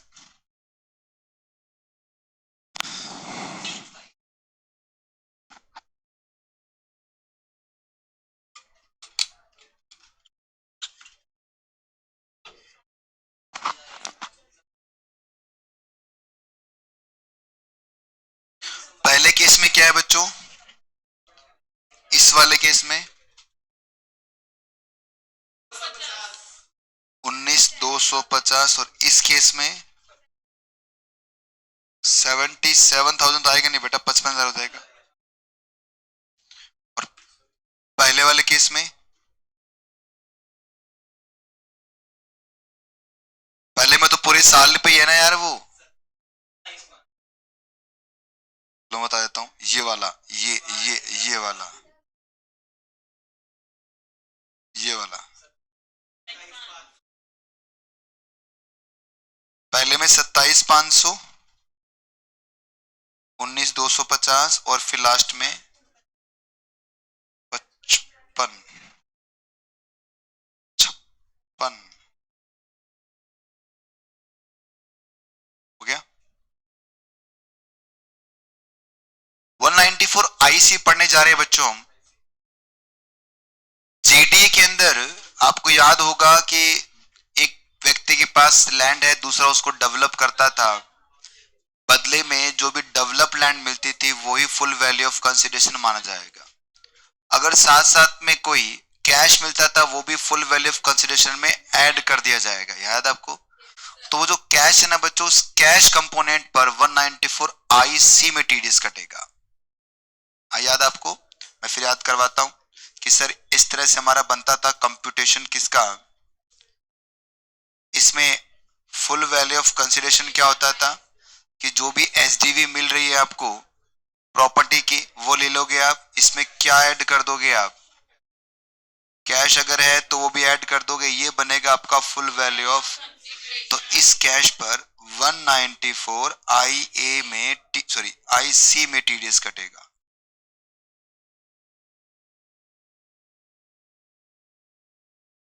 पेयर कौन है? Any person. पे कौन है? Resident person. रेट कितना है? लिमिट क्या? कंसिडरेशन अंडर जेडी ओनली कौन सा कंपोनेंट देखना है? Cash component. और on payment being the in kind consideration. ठीक है, नेक्स्ट पढ़िए 194 जे। इस पे भी ट्रिपल स्टार लगाइए भाई। 194 जे भी उतना ही मोस्ट इंपोर्टेंट है जितना 194 आई था, हालांकि उससे भी ज्यादा है। ये अपन लोगों के लिए सेक्शन है बच्चों, प्रोफेशनल्स के लिए 194 जे। आज मैं तुम्हें जो पढ़ा रहा हूं बदले में जो एमसीसी से जो चार्ज करता हूं, तो एमसीसी मेरा 194 जे में टीडीएस काटती है। याद रहेगा 194 जे में जितने भी प्रोफेशनल्स लोग हैं, जो सीए हैं, सीएस है और सीएमए ये भी होते हैं, ये प्रोफेशनल वैसे डॉक्टर वगैरह हो गए, ये सब प्रोफेशनल्स हैं, तो इनका 194 जे में टीडीएस कटता है। पेयर कौन होगा 194 ए वाला, सेम मतलब इंडिविजुअल चीफ ऑफ जिसने पिछला ऑडिट करवाया है। पे कौन होगा एनी रेजिडेंट पर्सन या professionals of technical person. Rate क्या है 2%, कब कब है, इस 2% के साइड में लिख देना एमसीक्यू। एक बार आया हुआ एग्जाम में एमसीक्यू, एक बार फिर आ जाएगा। कब होगा बच्चों कि अगर आपने पेमेंट किया है in case of technical services और royalty for distribution of exhibition of cinematography films, मतलब मूवी फिल्म्स वगैरह होती है ना, आपने देखा ओटीटी प्लेटफॉर्म सुना होगा, आजकल बहुत सारी मूवीज ओटीटी प्लेटफॉर्म पर चलती हैं। कोचिंग क्लासेस भी चलती है, हाँ, वो सिनेमा में नहीं चलती बेटा, ओटीटी पे चलती है कोचिंग क्लासेस। क्या, अब सुनो, अगर एक मूवी वगैरह जो ओटीटी पे चल रही है तो उसका रॉयल्टी चार्ज किया जाता है।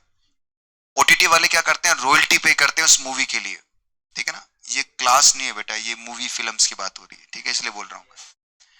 तो मूवीज वगैरह का जैसे कोई लास्ट मूवी आपने जो देखी होगी ओटीटी प्लेटफॉर्म पर, तो क्या करता है जो भी आपका प्राइम वीडियो वगैरह उस पेमेंट करता है, पेमेंट कर दिया तो उस पेमेंट पर 2% से टीडीएस काटा जाएगा, ठीक है। और एक कौन सा, अगर आप कौन सा बिजनेस कर रहे हैं कॉल सेंटर का, तो उस पर भी कितना कटेगा, 2% से टीडीएस काटा जाएगा। क्या डीम्ड,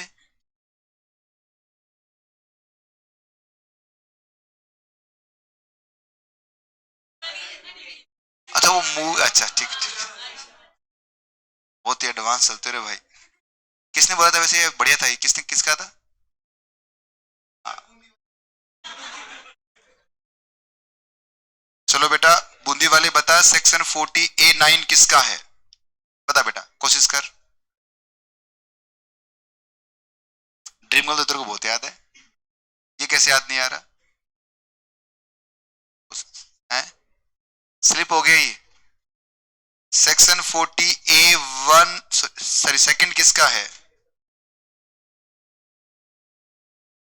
1 किसका है, 1A किसका है, 3 किसका है, 40B किसका है, 50B किसका है, सेक्शन 54 किसका है, सेक्शन 80 JJ किसका है। आप लोग क्यों बोल रहे हो, आप ड्रीम गर्ल थोड़ी बोला आपने, उसने बोला है, नालायक। ड्रीम गर्ल बहुत याद रहती है तेरे को, सेक्शन तेरे को एक भी याद नहीं है। एग्जाम में लेके आ जाना ड्रीम गर्ल, नंबर भी दे देगा अगर सामने वाला ऐसे ही होगा। कहेगा तू ड्रीम गर्ल क्या करेगा पढ़ाई करके, चल मुझे कॉल करना है इस नंबर पे।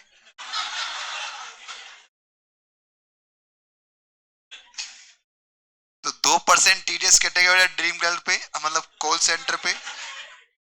इन केस ऑफ अगर आप कॉल सेंटर वाला बिजनेस कर रहे हैं तो उस पर 2% से क्या कट जाएगा, टीडीएस कट जाएगा। और बाकी सब केस में कितना है, 10%। लिमिट क्या है बच्चों, लिमिट है 30,000। अगर आपने प्रोफेशनल सर्विसेज 30,000 से ज्यादा का लिया है पूरे साल के अंदर तो 30,000 से ऊपर पर टीडीएस कटेगा। फी फॉर टेक्निकल सर्विसेज 30,000 से ऊपर, रॉयल्टी पे कितना है 30,000 से ज्यादा, नॉन कॉम्पीट फीस पर भी कितना है 30,000। पर डायरेक्टर फीस पे कोई लिमिट नहीं है, मतलब क्या होगा अगर डायरेक्टर को 1 रुपया भी दिया है कंपनी ने तो उस पर भी क्या होगा 194 जे में टीडीएस काट लिया जाएगा। ये जो लिमिट है बच्चों ये सेपरेट देखनी है आपको। The limit of 30,000 applied separately in the each cases. आई क्या बात समझ में आपको, मतलब सर मतलब मान लीजिए मैंने प्रोफेशनल सर्विसेज के नाम का 25,000 रुपये चार्ज किया एमसीसी से और टेक्निकल सर्विसेज का भी 25,000 रुपये चार्ज कर लिया एमसीसी से, तो टीडीएस कटेगा क्या, नहीं, क्योंकि दोनों लिमिट अलग अलग है। हालांकि इन्होंने दिया मुझे ही ये 50,000 रुपए पर दो अलग अलग नाम के लिए दिया, एक काम मेरा प्रोफेशनल था एक काम क्या था टेक्निकल था, तो ये लिमिट क्या देखनी है आपको, सेपरेटली देखनी है। काम को नहीं करने के बदले जो पेमेंट हम चार्ज करते हैं, याद करो कंसिडरेशन में पढ़ा था ना हमने ना। बढ़े आगे अब, चलो एक क्वेश्चन करके दिखा दो इस बात पर। हाँ भी ड्रीम गर्ल तू दिखा, 9 नंबर क्वेश्चन। आज वो कहाँ गए, वो 11वीं क्लास से 7 वाले पीछे बैठे हैं क्या? बातें कर रहे हैं, 11वीं से बातें कर रहे हो तुम?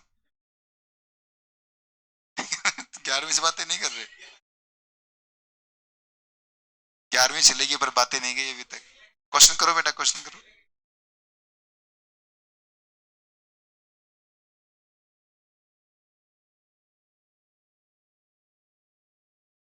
28,000 का पेमेंट दिया गणेश को 2/8/2022 को टुवर्ड द प्रोफेशनल, और अदर पेमेंट है 25,000 का सेम टुवर्ड द टेक्निकल, तो कटेगा क्या?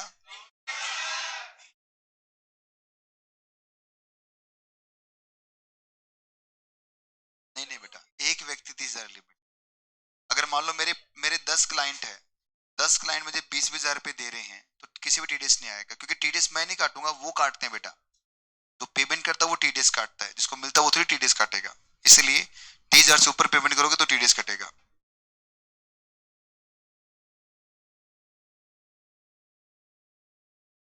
अ, इस पॉइंट को पढ़ने से पहले जो टेबल आपको दे रखी है, इस टेबल को पढ़ने से पहले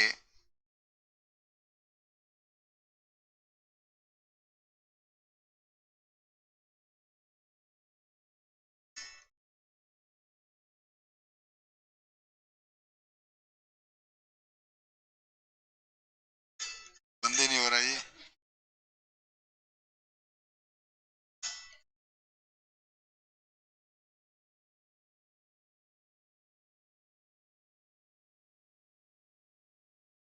देखिए, इस अरे प्लीज बातें बंद करो यार। इस पॉइंट को पढ़ने से पहले आप ये वाला पॉइंट पढ़िए, सेकंड वाला।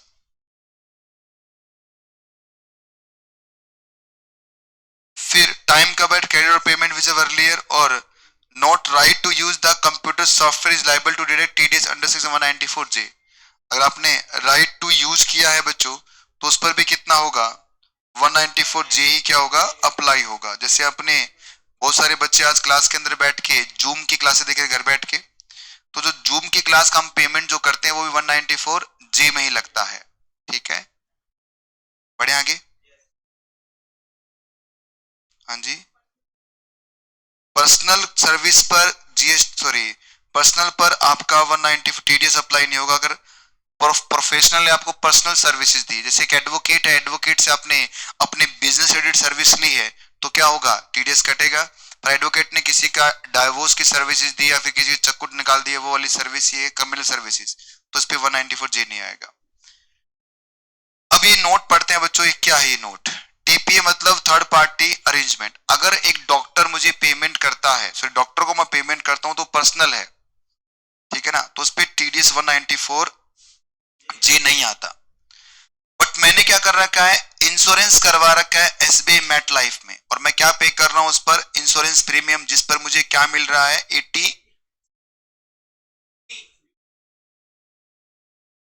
अगर मेडिकल इंश्योरेंस प्रीमियम पे रखूं तो कौन सा पॉलिसी, 10 लाख की है बच्चों। अब हॉस्पिटल ने मुझे सर्विस दी है, पर पेमेंट कौन करेगा, एसबीआई मेट लाइफ करेगी ना बच्चों। अब एसबीआई मेट लाइफ जो पेमेंट कर रही है, ये उसकी पर्सनल नहीं है, इसलिए इस पर टीडीएस आ जाएगा। अगर ये पेमेंट मैं करता हॉस्पिटल को, तो इस पर टीडीएस नहीं आता। आई बात समझ में आपको? एक बार फिर देख लो इस एग्जांपल को।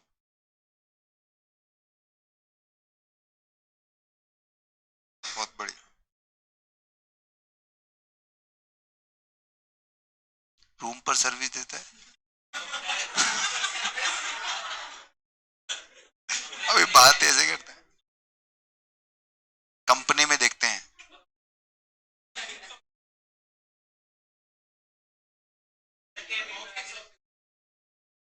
कमरे में देखते हैं मतलब, एक मिनट रुको, मैं बता देगा मेरे को।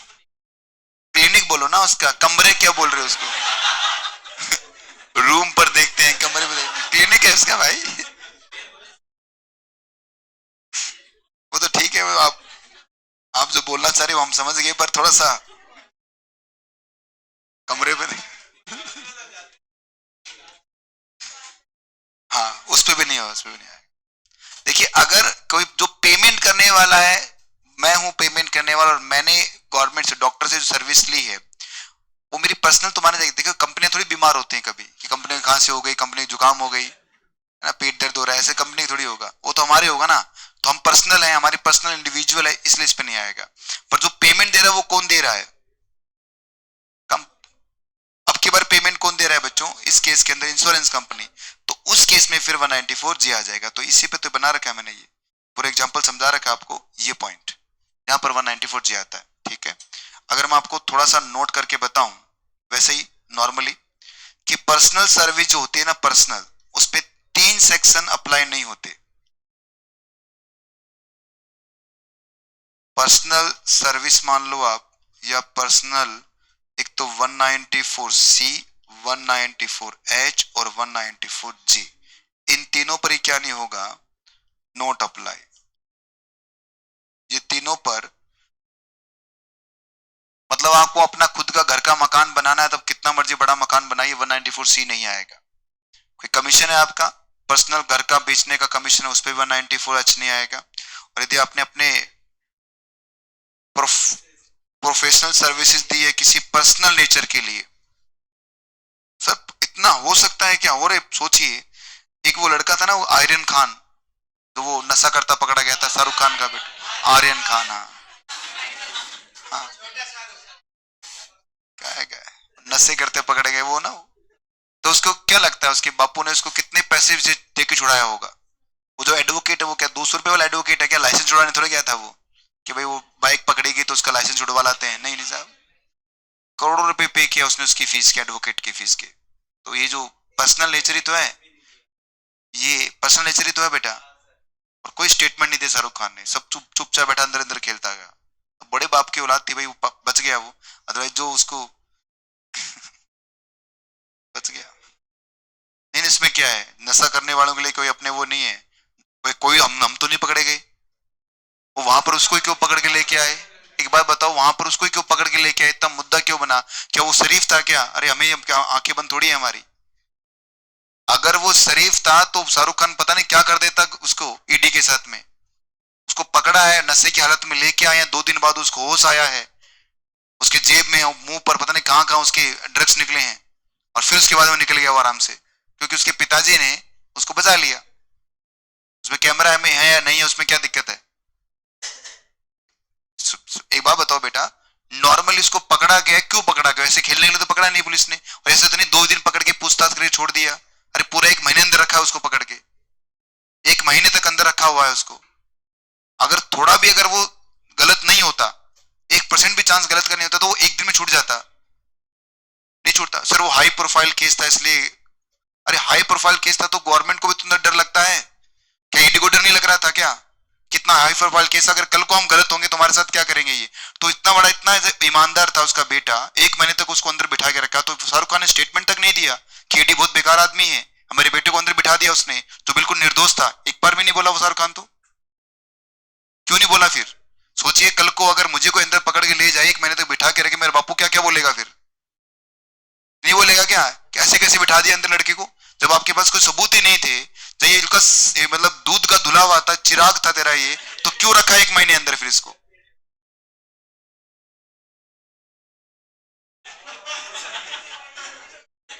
सेक्शन पे आते हैं बच्चों, 194 के। मैं तो गलत बोल रहा हूँ क्या मैं कुछ? सब चीज दिखती है बच्चों।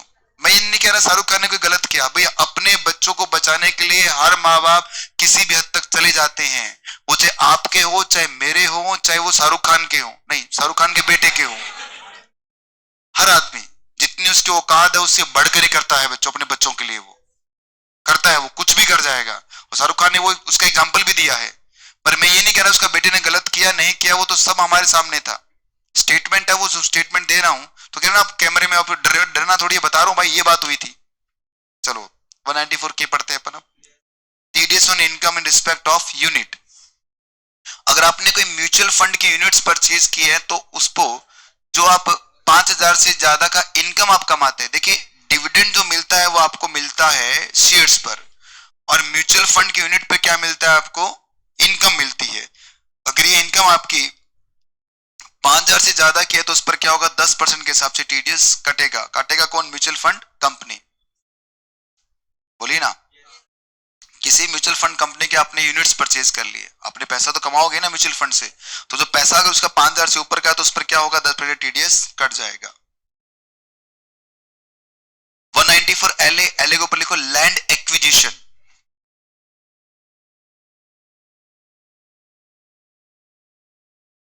हाँ जी, म्यूचुअल फंड्स की यूनिट्स होती है बेटा, और शेयर्स जो होते हैं वो शेयर्स होते हैं।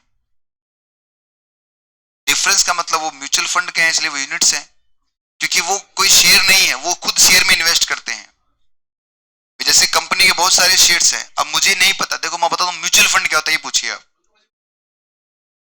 क्योंकि म्यूचुअल फंड जो भी आपका है उसमें बहुत सारे लोग म्यूचुअली पैसा लगा रहे हैं, अब उसको आप बांट रहे हैं, उसमें अगर प्रॉफिट लॉस कुछ नहीं है, उसमें जितना भी उसको बांट दिया आपने तो उसका टुकड़ा बना दिया। अगर ये कंपनी होती तो इस टुकड़े को वो शेयर बोल देता है, और ये क्या बोल रहे हैं, उसको यूनिट बोल रहे हैं। बस ये है। 194 एलए मतलब लैंड एक्विजिशन। अगर गवर्नमेंट ने आपकी लैंड को कंपलसरी एक्वायर किया, याद है कंपलसरी एक्विजिशन ऑफ लैंड, तो कंपलसरी एक्वायर किया तो जिस समय आपको क्या मिल रहा है, कंसीडरेशन मिल रहा है, कंपनसेशन मिल रहा है, वो क्या होगा, 194 एलए में टीडीएस कटेगा, अगर कंपनसेशन 2.5 लाख से ज्यादा का है तो। TDS on compensation for compulsory acquisition of immovable property other than rural agricultural land, क्योंकि रूरल एग्रीकल्चर लैंड का क्या होगा, अमाउंट ही टैक्सेबल नहीं होगा। पेयर क्या है, एनी पर्सन, पे कौन है, एनी रेजिडेंट पर्सन, रेट कितना है 10%, लिमिट कितना है बच्चों 2,50,000।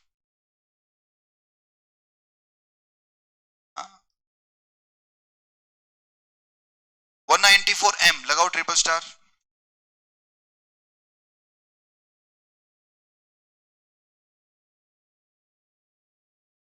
190M जो है बच्चों वो 3 सेक्शंस के बाद आता है, मतलब ये 3 सेक्शन है, कौन कौन सी, एक तो 194H कमीशन वाला, 194C कॉन्ट्रैक्ट वाला, 194G। इनमें एक खासियत है बच्चों, इन तीनों का पेयर कौन होता है, 194A वाला पेयर होता है, और ये तीनों ही पर्सनल पे नहीं आते। आई बात समझ में। अब सोचिए एक पर्सन है जिसको अपना मकान बनवाना है और मकान बनेगा 5 करोड़ का, उस मकान में वो खुद रहने वाला है, इसका मतलब क्या हो गया, 194C नहीं आएगा क्योंकि सी पर्सनल पे नहीं आता। एक पर्सन को अपनी शादी करवानी है, उसमें उसने 10 लाख 20 लाख 50 लाख 100 करोड़ रुपए खर्च करना है, अरे इतनी बड़ी बड़ी शादियां भी होती है जिसमें करोड़ों रुपए खर्च होते हैं भाई, नेताओं की शादियां। तो उस केस के अंदर क्योंकि शादी पर्सनल होती है बच्चों, इसलिए क्या नहीं होगा, उस पर भी 194C नहीं आएगा। आई बात। अभी मैंने एग्जांपल दिया, शाहरुख खान जी हैं, उसको अपने बेटे को बचाना है, 5 करोड़ का क्या फीस पे किया है, प्रोफेशनल फीस पे किया है, वो पर्सनल है बच्चों। तो अगर कोई कॉन्ट्रैक्ट पर्सनल है आपका तो उस पर 194C 194J और 194H नहीं आता, तीनों पे नहीं आता। पर गवर्नमेंट ने क्या किया, फाइनेंस एक्ट 2020 से एक नया सेक्शन इंट्रोड्यूस किया 194M, ये इन तीनों के ऊपर बिठा दिया है। ये 3 सेक्शन है ना, तो इनके ऊपर बैठ गया, मतलब सर क्या हो गया कि पहले आप बैरियर कौन सा चेक करोगे, 194H J और C का, अगर आप इसमें कवर है तो इसमें कवर हो जाओगे, अगर आप इसमें कवर नहीं है तो फिर चेक करना पड़ेगा क्या 194M में आ रहे हो क्या, सर चेक करना पड़ेगा मतलब क्या, क्योंकि वो सभी वर्क जो हाई प्रोफाइल है वो इसमें आते हैं। हर पे नहीं ले रही गवर्नमेंट, गवर्नमेंट क्या बोल रही है, देखो क्या बोली कि अगर इंडिविजुअल एचईएफ जो किसमें कवर है नहीं है 194C H और J में, मतलब ऐसा एक इंडिविजुअल एचईएफ जिसका पिछले का नहीं हुआ, ऑडिट नहीं हुआ, वही तो आएगा उसके अंदर। या फिर पे क्या है, एनी रेजिडेंट पर्सन, रेट क्या है 5% और लिमिट कितनी है उसकी, टाइम क्या है, क्रेडिट और payment which ever is earlier. 50 lakh से ऊपर का कॉन्ट्रैक्ट है, 50 लाख से ज्यादा का कमीशन है, या 50 लाख से ऊपर की प्रोफेशनल फीस आपने पे की है, तो उस केस में अगर आप इंडिविजुअल एचईएफ हैं और आपने क्या नहीं करवाया, लास्ट ईयर में ऑडिट नहीं करवा रखा है, तो आप 194J H और C से तो बच जाएंगे, पर किससे नहीं बच पाएंगे, M से नहीं बच पाएंगे। Under section 194M is not apply, अगर कौन से सेक्शन लग गए हैं, ये तीनों, इसका मतलब क्या हो गया, पहले इनमें से कोई एक सेक्शन लग गया है तो फिर इसको नहीं देखना आपको, अगर ये नहीं लिखोगे फिर चेक करोगे कंसीडरेशन 50 से ऊपर होना चाहिए, और ये सब बातें फिर बाद में इसमें आ जाओगे। हाँ इंडिविजुअल होगा बेटा, तीनों एक साथ तो आ नहीं सकते ना, तीनों सेक्शन एक साथ कैसे आएंगे? कॉन्ट्रैक्ट है, कमीशन और ये क्या है? Professional services. तीनों तो एक साथ वैसे भी नहीं आ सकते।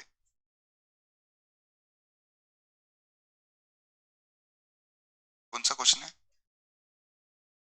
10वां क्या?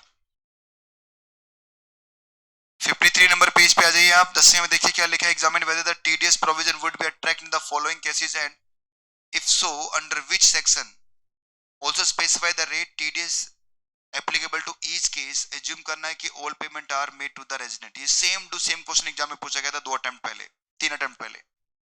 Same to same ditto question पूछ लिया इंस्टीट्यूट ने। पहली बार मैंने देखा कि एज इट इज क्वेश्चन छाप दिया गया। कभी भी ऐसा नहीं आता फाउंड इसके अंदर, मतलब टेक्स्ट के पेपर के अंदर कभी एकदम सेम पेपर नहीं आता।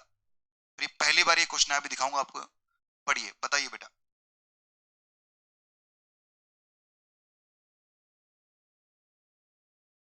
पहला पॉइंट करके दिखाइए।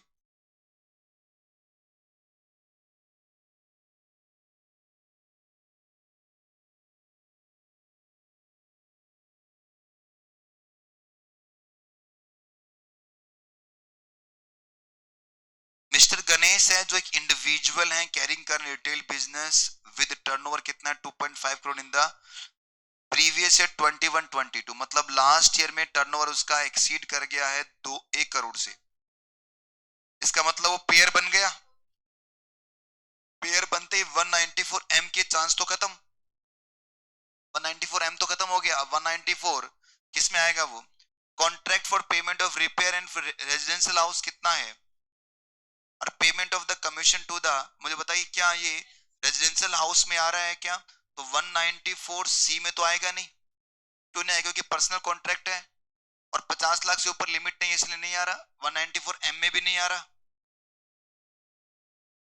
अरे बोलो भाई। पेमेंट किया कमीशन उसने किसको? बिजनेस पर्पज के लिए 80,000 का, क्या 15,000 से ऊपर है क्या? Yes sir. तो 194 एच में आ जाएगा और कितना कटेगा? 5%। तो 194 एच में आ गया तो एम में भी नहीं आएगा। कहाँ आएगा यार? पहले देख 80,000 कमीशन है 15। क्या बोल रहे हैं? पढ़ा रहा हूँ पहला और बता रहा दूसरे में आएगा। तो पहले पहले वाला तो समझ ले। हाँ भाई बताओ पहले में डाउट किसी को? हाँ भाई पीछे सबसे लास्ट में। आज सबसे लास्ट बैठे बेटा कैसे? दोनों ही दोनों ही इसी चल रहा है आगे। बंद करवा दो। बंद। अरे बंद कर दिया करो भाई, ऐसे किसी को भी स्टूडेंट को तकलीफ हो ना तो ऐसे बंद कर दिया करो। अब मौसम नहीं है भाई ऐसे वाला, बता दूं आपको। अब वो जबरदस्ती आप चला रहे हो नहीं। एक दिन बीमार हो गए ना आप, तो पूरा आपका 8 से 10 घंटे आपकी क्लास की स्टडी जाएगी, और ऊपर से दूसरा उस स्टडी को कवर करने के लिए अगले दिन की स्टडी भी चली जाएगी। चीजों को बैलेंस करो भाई, ऐसे मजाक थोड़ी है। प्लीज, अगर आपको गर्मी लग रही है बहुत ज्यादा तो पीछे बैठ जाओ, कहीं नहा धो के आ जाओ, कपड़े वपड़े खोल के। कपड़े तो कैसे खोलेंगे मतलब?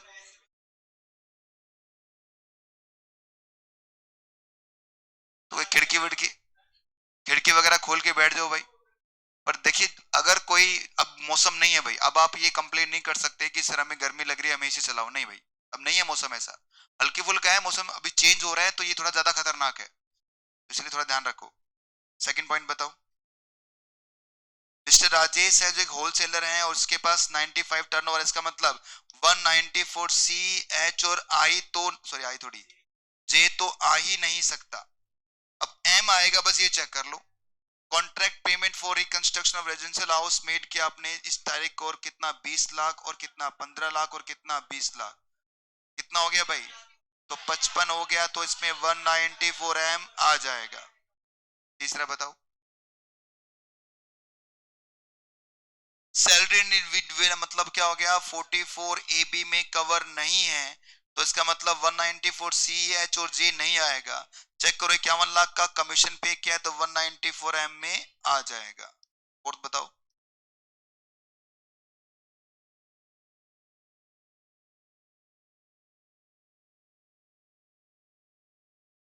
पेंशनर है मतलब पेंशन मिल रही है तो 190, सॉरी 44 ए बी में भी कवर नहीं है, वो ऑडिट नहीं करवाना है इसको। तो कॉन्ट्रैक्ट पेमेंट किया इसने और कितना करेगा, तो इस पे 194M नहीं आएगा क्योंकि 50 लाख से ऊपर की पेमेंट नहीं है।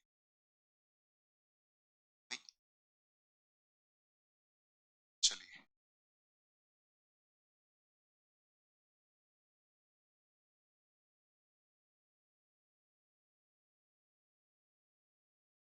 अब आ जाइए वापिस आप।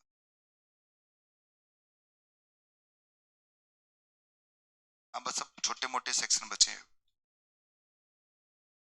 पेज नंबर 14 पे आओ बेटा।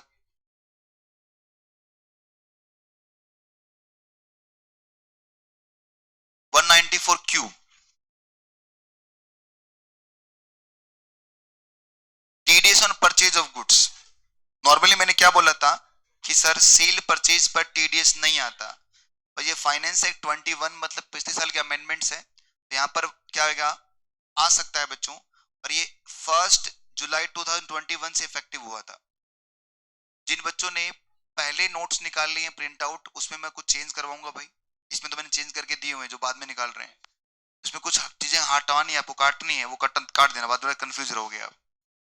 अब है क्या बच्चों, अगर आपने सामान परचेज किया, जैसे मान लो मैंने कोई गुड्स परचेज किया है, तो गुड्स परचेज किया आपने, मुझे सेल किया गुड्स, तो मैं आपको पेमेंट करूंगा तो मैं आपका 194Q में टीडीएस काटूंगा। सबके लिए नहीं है, जो बड़े बड़े परचेज और सेल करने वाले लोग हैं ना, जो बहुत बड़े बड़े प्लेयर है, उनके लिए बनाया गया है सेक्शन। और बहुत ही थोड़ा सा 0.1% टीडीएस कटेगा। ठीक है। गवर्नमेंट क्या बोल रही है कि सर नॉर्मली हम सेल परचेज पे टीडीएस लेना नहीं चाहते, फिर भी जो बहुत बड़ी बड़ी ट्रांजेक्शन होती है उनको हम ट्रेस कर पाए, इसलिए हम क्या लेंगे आपसे 0.1% टीडीएस आप अप्लाई कर रहे हैं। तो मुझे बताओ बच्चों, मैंने सामान आपसे परचेज किया तो पेमेंट कौन करेगा, मैं करूंगा या आप करोगे, मैं करूंगा। तो जो पेमेंट करता है वो कौन होता है, पेयर होता है। तो पेयर कौन होगा, बायर परचेज ऑफ गुड्स वाला होगा बच्चों। अगर ऐसा बायर जिसका प्रीसीडिंग प्रीवियस ईयर के अंदर टर्नओवर कितना है, 10 करोड़ से एक्सीड करता है, छोटा मोटा बायर नहीं है, बड़ा बायर है। सिर्फ बायर का टर्नओवर देखना है। हाँ बच्चों, जैसे मेरा टर्नओवर देखना है, मैंने आपसे सामान परचेज किया और आगे बेचूंगा, तो मैं पिछले साल कितना सामान बेच के आया हूं, इससे डिसाइड होगा कि मैं बड़ा हूं या छोटा हूं। ठीक है। अगर मैं बड़ा बायर हूं तो पे कौन होगा, सेलर ऑफ गुड्स। रेट कितना है, 0.1%। लिमिट क्या है, 50 लाख से जितना भी एक्सीड करेगा ड्यूरिंग द प्रीवियस ईयर, तो जो एक्सेस है उस पर क्या कटेगा, टीडीएस कटेगा कितना। अब तक जितने पॉइंट हमने पढ़े कहीं पर भी एक्सेस पे टीडीएस नहीं कट रहा था, पूरे पे कट रहा है। ये पहला है बच्चों जिसपे एक्सेस पे टीडीएस कटेगा। एक और आएगा अभी आगे। आई क्या बात समझ में आपको। कब काटना है, पेमेंट और credit entry which ever is earlier. Section 194Q के लिए कुछ नोट्स है बच्चों। पहला नोट है कि अगर 194O अप्लाई हो गया तो 194Q अप्लाई नहीं होगा। अभी ओ देखेंगे हम थोड़ी देर बाद में। मतलब सर 194 और 194Q दोनों भाई भाई हैं बच्चों, सेम टू सेम सेक्शंस हैं। फर्क क्या है देखेंगे हम। पर अगर ये आ गया तो फिर इसको नहीं देखना। अगर दोनों आ गए तो सर तो फिर ये प्रिवेल करेगा, ये नहीं आएगा। आई बात समझ में। दोनों एक साथ आ गए तो 194O आएगा, क्यू नहीं आएगा। अगर ओ आ चुका है तो फिर क्यू वैसे भी नहीं आएगा। अगर क्यू है इसका मतलब ओ है ही नहीं। बोलो समझ में आ रही है ना। क्योंकि अगर ओ है तो ओ में ही जाओगे आप, क्यू में आ ही नहीं सकते। अगर क्यू में आ गए हैं इसका मतलब ओ में नहीं थे आप, तभी तो क्यू में आए हो आप। टीसीएस, ये 3 सेक्शन है बच्चों। एक सेक्शन पढ़ेंगे हम 206C1H, ये टीसीएस का सेक्शन, ये भी सेल परचेज पे लगता है। मतलब 194O, 194Q और टीसीएस, ये तीनों किस पे लग रहे हैं, सेल पे लग रहे हैं, सेल परचेज पर। तीनों एक जैसे हैं। ठीक है। तो इनमें सबसे पहली प्रायोरिटी किसकी होती है, फिर दूसरी किसकी है, और फिर 30 नंबर पे क्या आएगा, टीसीएस आएगा। तो क्या लिखा है, TCS under section provision 206(1H) अगर आ गया है तो क्या होगा, in case of the transaction to which the both 206C1H or under section 194Q apply, then requirement to be deduct under section 194Q। आई बात समझ में। अगर टीसीएस और 194Q दोनों एक साथ आ गए हैं तो कौन से सेक्शन में कटेगा, टीडीएस क्यू में कटेगा। बहुत बढ़िया भाई, आगे बढ़ते हैं। तीसरा नोट पढ़ के बताओ क्या है। थर्ड नोट,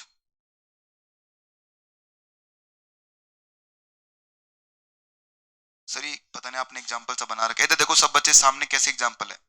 ये सेलर है बच्चों, ये बायर है। सबसे पहले इसने कितना गुड्स दिया इसको, ये पहला काम हुआ। फिर ये क्या करेगा बच्चों, ये पेई बन गया, ये पेयर बन गया, और ये क्या बन गया, पेई, क्योंकि जो पेमेंट करता है। तो ये इसको क्या करेगा, 60 लाख का पेमेंट करेगा।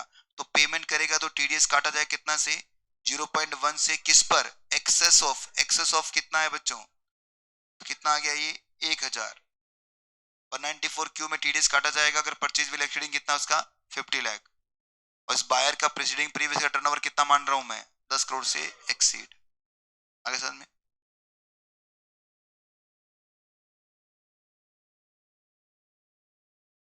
जो नॉन रेजिडेंट बायर है बच्चों, वो 194 क्यू में टीडीएस नहीं काट सकते। वो कैसे कवर होंगे, इंडिया के बाहर वाला पर्सन है वो टीडीएस काट लेगा तो पेमेंट कैसे करने आएगा इंडिया को। तो गवर्नमेंट ने बोला कि नॉन रेजिडेंट बायर्स में शामिल नहीं होंगे, सिर्फ रेजिडेंट बायर्स में आएंगे। अगर नॉन रेजिडेंट है, उसका परमानेंट एस्टेब्लिशमेंट इंडिया में बना हुआ है, ऑफिस वगैरह इंडिया में, तो उसमें कवर हो जाएंगे। Non resident can not be buyer in case of the under section 194 Q, that is the non resident not deduct any tax under section 194Q if not having the any permanent establishment in India। उनका P India में नहीं है तो फिर वो TDS नहीं काट सकते, है तो काट लेंगे। Not TDS is not deducted if the person having the all exempted income। कि सर अगर सेलर की सारी इनकम क्या है, एग्जेम्प्टेड है, ये प्रूफ कर दे सेलर कि सर मेरी जितनी भी इनकम है जो ये गुड्स मैं बेच रहा हूं, इससे मुझे कोई इनकम होने वाली नहीं है, क्योंकि मेरी इनकम क्या हो जाएगी, सारी एग्जेम्प्ट होने वाली है। तो उस केस में क्या नहीं होगा बच्चों, परचेजर अब टीडीएस नहीं काटेगा, क्योंकि रूल अभी भी बेसिक वही चलेगा। कौन सा रूल है, कि अगर सामने वाले की इनकम टैक्सेबल है ही नहीं तो फिर टीडीएस नहीं आएगा। 206AA कौन सा सेक्शन था बच्चों ये। अब यहां पर मतलब 194 क्यू के लिए इस सेक्शन में अमेंडमेंट किया गया। नॉर्मली क्या था, 20% और रेट चलता था, इसके लिए कितना कर दिया गया है, 5% कर दिया। जहां 20 वहां कितना पढ़ोगे आप, 5% पढ़ोगे। 20% बहुत हो जाएगा, 0.1% और 20%। सामने वाला तो माथे तोड़ ले, क्या कर दिया, इसलिए कितना हो गया, 5%।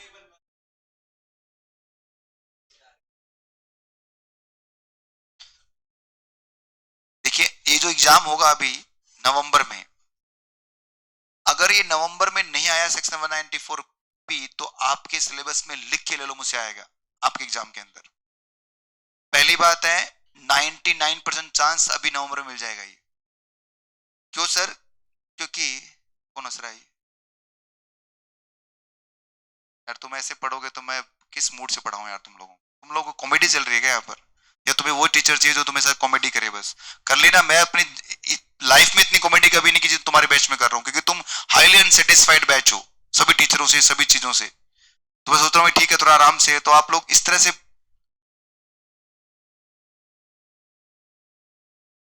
क्या है, हंस रहे हैं क्लास के अंदर, गा रहे हैं, ठीक है। ज्यादा फेमिलियर क्यों हो रही हो मेरे साथ में, मैं तुम्हारा कोई दोस्त हूँ क्या, है। मैं वही हूँ भाई, मैं यहाँ पे पढ़ाने आता हूँ, उसकी पेमेंट लेता हूँ। मस्करियां मुझे नहीं आती करनी। थोड़ा सा इसलिए मैं कंफर्ट लेवल पे आना चाहता हूँ कि यार दो चार बातें आप इजीली मुझसे पूछ सको। कोई अगर कोई डाउट दिमाग में चल रहा है, इजीली मुझसे पूछ लो आप, बिना किसी हेजिटेशन के। आप लोग तो मजाक सा बना रखा है, ठीक है आ रहा है जा रहा है भाई, हाँ ठीक है, इंटेलिजेंट हो आप, सुपर इंटेलिजेंट हो। आपने सभी टीचरों को रिजेक्ट कर दिया यहाँ पर, आपसे बड़ा कोई टीचर ही नहीं, मतलब इतना इंटेलिजेंट बच्चे हमने तो जीवन में नहीं पढ़ाए। जो रैंक आ रहे हैं, फर्स्ट रैंक सेकंड रैंक, ये सब बेवकूफ गधे थे जो हमें अच्छे बोलते थे। अब तो उससे भी ऊपर टॉप के हो, पर कम से कम क्लास में इतनी इतनी तमीज तो रखो कि यार दांत तो मत निकालो यहाँ बैठ के। 194P देखो, TDS by the specified bank in case of specified senior citizen. क्या है सेक्शन बच्चों, अगर एक सीनियर सिटीजन है, ये सेक्शन क्या है बता दूं आपको मैं, ये सेक्शन लिंक होगा आपका आगे जाके चैप्टर नंबर 10 के साथ में। सेक्शन क्या बोल रहा है कि एक ऐसा बूढ़ा आदमी जिसके पास कोई बिजनेस की इनकम नहीं है, उसके पास एक तो पेंशन की इनकम है, कौन सी इनकम, इंटरेस्ट की इनकम है, या तो पेंशन की इनकम आती है उसके पास, या इंटरेस्ट की इनकम आ रही है। तो उस बूढ़े आदमी को हम एक बेनिफिट दे रहे हैं कि देख भाई बूढ़ा आदमी, तेरा जो टीडीएस होगा वो बैंक ही काट लेगा, और टीडीएस जब कट गया है तुझे फिर कोई रिटर्न भी फाइल नहीं करनी, तो आराम से रिलैक्स हो। समझ में आ रही, कहाँ वो अपना रिटर्न फाइल करता फिरेगा। तो गवर्नमेंट ने 194P में उसको रिलैक्सेशन दिया, दिख रहा है आपको टीडीएस यहाँ पर, उसका रिलैक्सेशन चैप्टर 10 का है बच्चों। उसको सबसे बड़ा रिलैक्सेशन क्या दिया गया, तुझे रिटर्न भी फाइल नहीं करना अगर तेरा 194P में क्या आ गया, टीडीएस कट गया है। पॉइंट नंबर 2, टीडीएस कैसे कटेगा, तो अब गवर्नमेंट बैंक को बोल रहे कि बैंक आपको एक्सरसाइज करना पड़ेगा। अगर कोई व्यक्ति जिसकी एज 75 साल से ज्यादा की है और आपके बैंक में उसके पास क्या आ रहा है, या तो पेंशन की इनकम आ रही है या फिर इंटरेस्ट की इनकम आ रही है, और कोई इनकम नहीं है उसके पास, और जितनी भी इनकम है वो सिर्फ एक ही बैंक में आ रही है, दूसरे बैंक में भी नहीं आ रही, तो अब वो बैंक, मान लो वो बैंक एसबीआई बैंक है, तो एसबीआई बैंक क्या करेगा, 194 के अंदर उसका टीडीएस काट लेगा, और जैसे उसका टीडीएस कट जाएगा तो फिर क्या नहीं होगा उस पर, अब रिटर्न फाइल करने की जरूरत नहीं है। टीडीएस का रेट क्या होगा, वही एवरेज रेट है भाई। गवर्नमेंट बोल रही है नॉर्मली इसका टैक्स निकालो, सारे डिडक्शन एग्जाम्पशन देने के बाद जो बचेगा उस पर आप क्या करना, टीडीएस काट लेना। देखो क्या लिखा, पेयर कौन है, स्पेसिफाइड बैंक, शेड्यूल्ड बैंक है। पे कौन है, senior citizen being having the age कितना है, 75 और मोर। स्पेसिफाइड सीनियर सिटीजन कौन है, जिनकी एज 75 साल या उससे ज्यादा की है और उसके पास सिर्फ कौन सी इनकम है, पेंशन की या फिर इंटरेस्ट की इनकम, और कोई इनकम ही नहीं है उसके पास। एवरेज रेट अप्लाई होगा आफ्टर एडजस्टिंग चैप्टर 6A की डिडक्शंस और रिबेट सेक्शन 87A का सब कुछ एडजस्ट देने के बाद आएगा। पेमेंट पर आपको ऑन पेमेंट पे टीडीएस काटोगे आप, और नोट क्या लिखा है, section 194P apply and bank deduct the TDS specified senior citizen is exempted from the filing of return of income. तो क्या बता दिया, क्या एग्जम्पशन मिलेगी उसको, रिटर्न फाइल करने की जरूरत नहीं है। तो ये भी इंपॉर्टेंट पॉइंट है बच्चों, लगा लो इस पे भी डबल स्टार।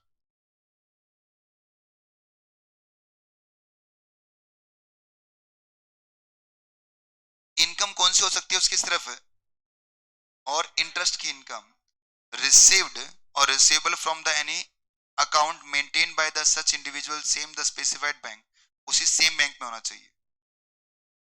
देखो मिस्टर पी जिनकी 76 ईयर की है, उनके पास 45,000 रुपये पर मंथ की पेंशन आ रही है, और इंटरेस्ट इनकम कितने उसकी 2 लाख की है, और पेंशन और इंटरेस्ट सारा किस में आ रहा है, एसबीआई बैंक में आ रहा है। तो बताओ 194P में एसबीआई बैंक कितना टीडीएस काटेगा।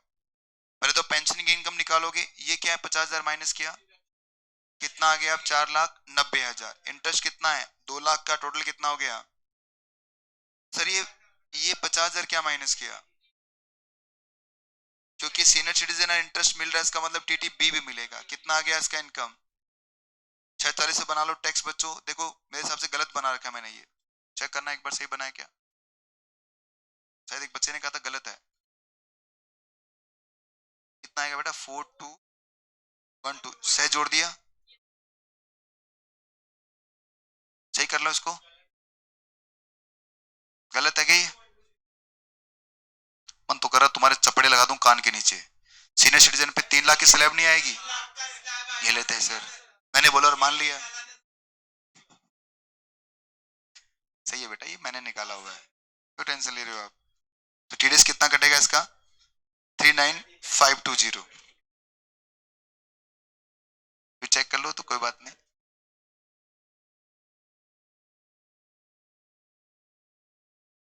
हाँ, अरे मैं काटूंगा, सही काटूंगा बेटा। तो आज के लिए इतना ही, मिलते हैं अगली क्लास में, बाय बच्चों। हाँ नवीन पारिक बोलिए।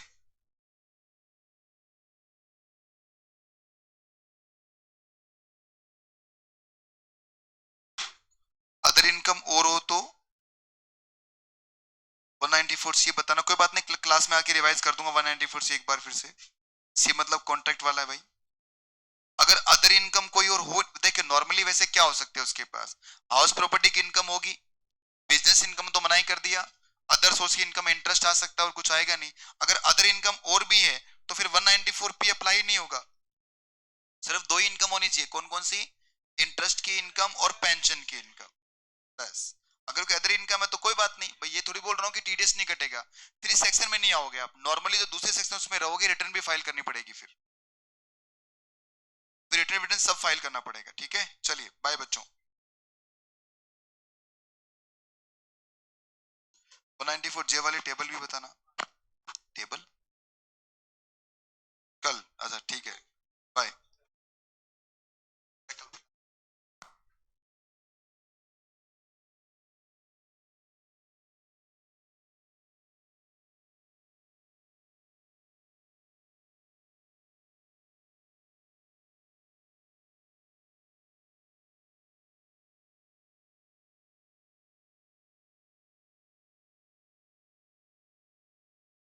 आपको क्या करना है बच्चों, दो काम करने हैं आपको। अ, जो ये नोट्स के सबसे लास्ट में खाली ब्लैंक पेज रखा हुआ है देखो, या फिर एक ब्लैंक पेज इसमें ऐड कर लेना। और अब उसके बाद में क्या करो, आप इस तरह एक टेबल बनाओ बच्चों। आप बनाओगे तो आपको याद हो जाएगा, अगर मैं बनाऊंगा तो आप उसे सिर्फ कॉपी करते रह जाओगे। यहाँ क्या लिखोगे आप, सेक्शन लिखोगे, यहाँ इसका नेचर लिखोगे सेक्शन का, यहाँ रेट लिखोगे, यहाँ पेयर लिखोगे, यहाँ पे लिखोगे, ठीक है, यहाँ लिमिट लिखोगे। अगर आप यहाँ पर कुछ अदर पॉइंट्स लिख दोगे आप, जैसे सेक्शन 192 है आपका, ये है सैलरी का, रेट कितना, एवरेज रेट, पेयर कौन है, एम्प्लॉयर, पे कौन है, एम्प्लॉई, लिमिट कितनी है, नो लिमिट, अदर कोई पॉइंट। चाहो तो लिख सकते हो कि इनकम कौन सी शो कर सकते हो एनी, और लॉस कौन सा आएगा आपका। बना लोगे पूरे, इतने मैंने अब तक जितना मैंने पढ़ा दिया उतने तक बना लो बेटा, ठीक है।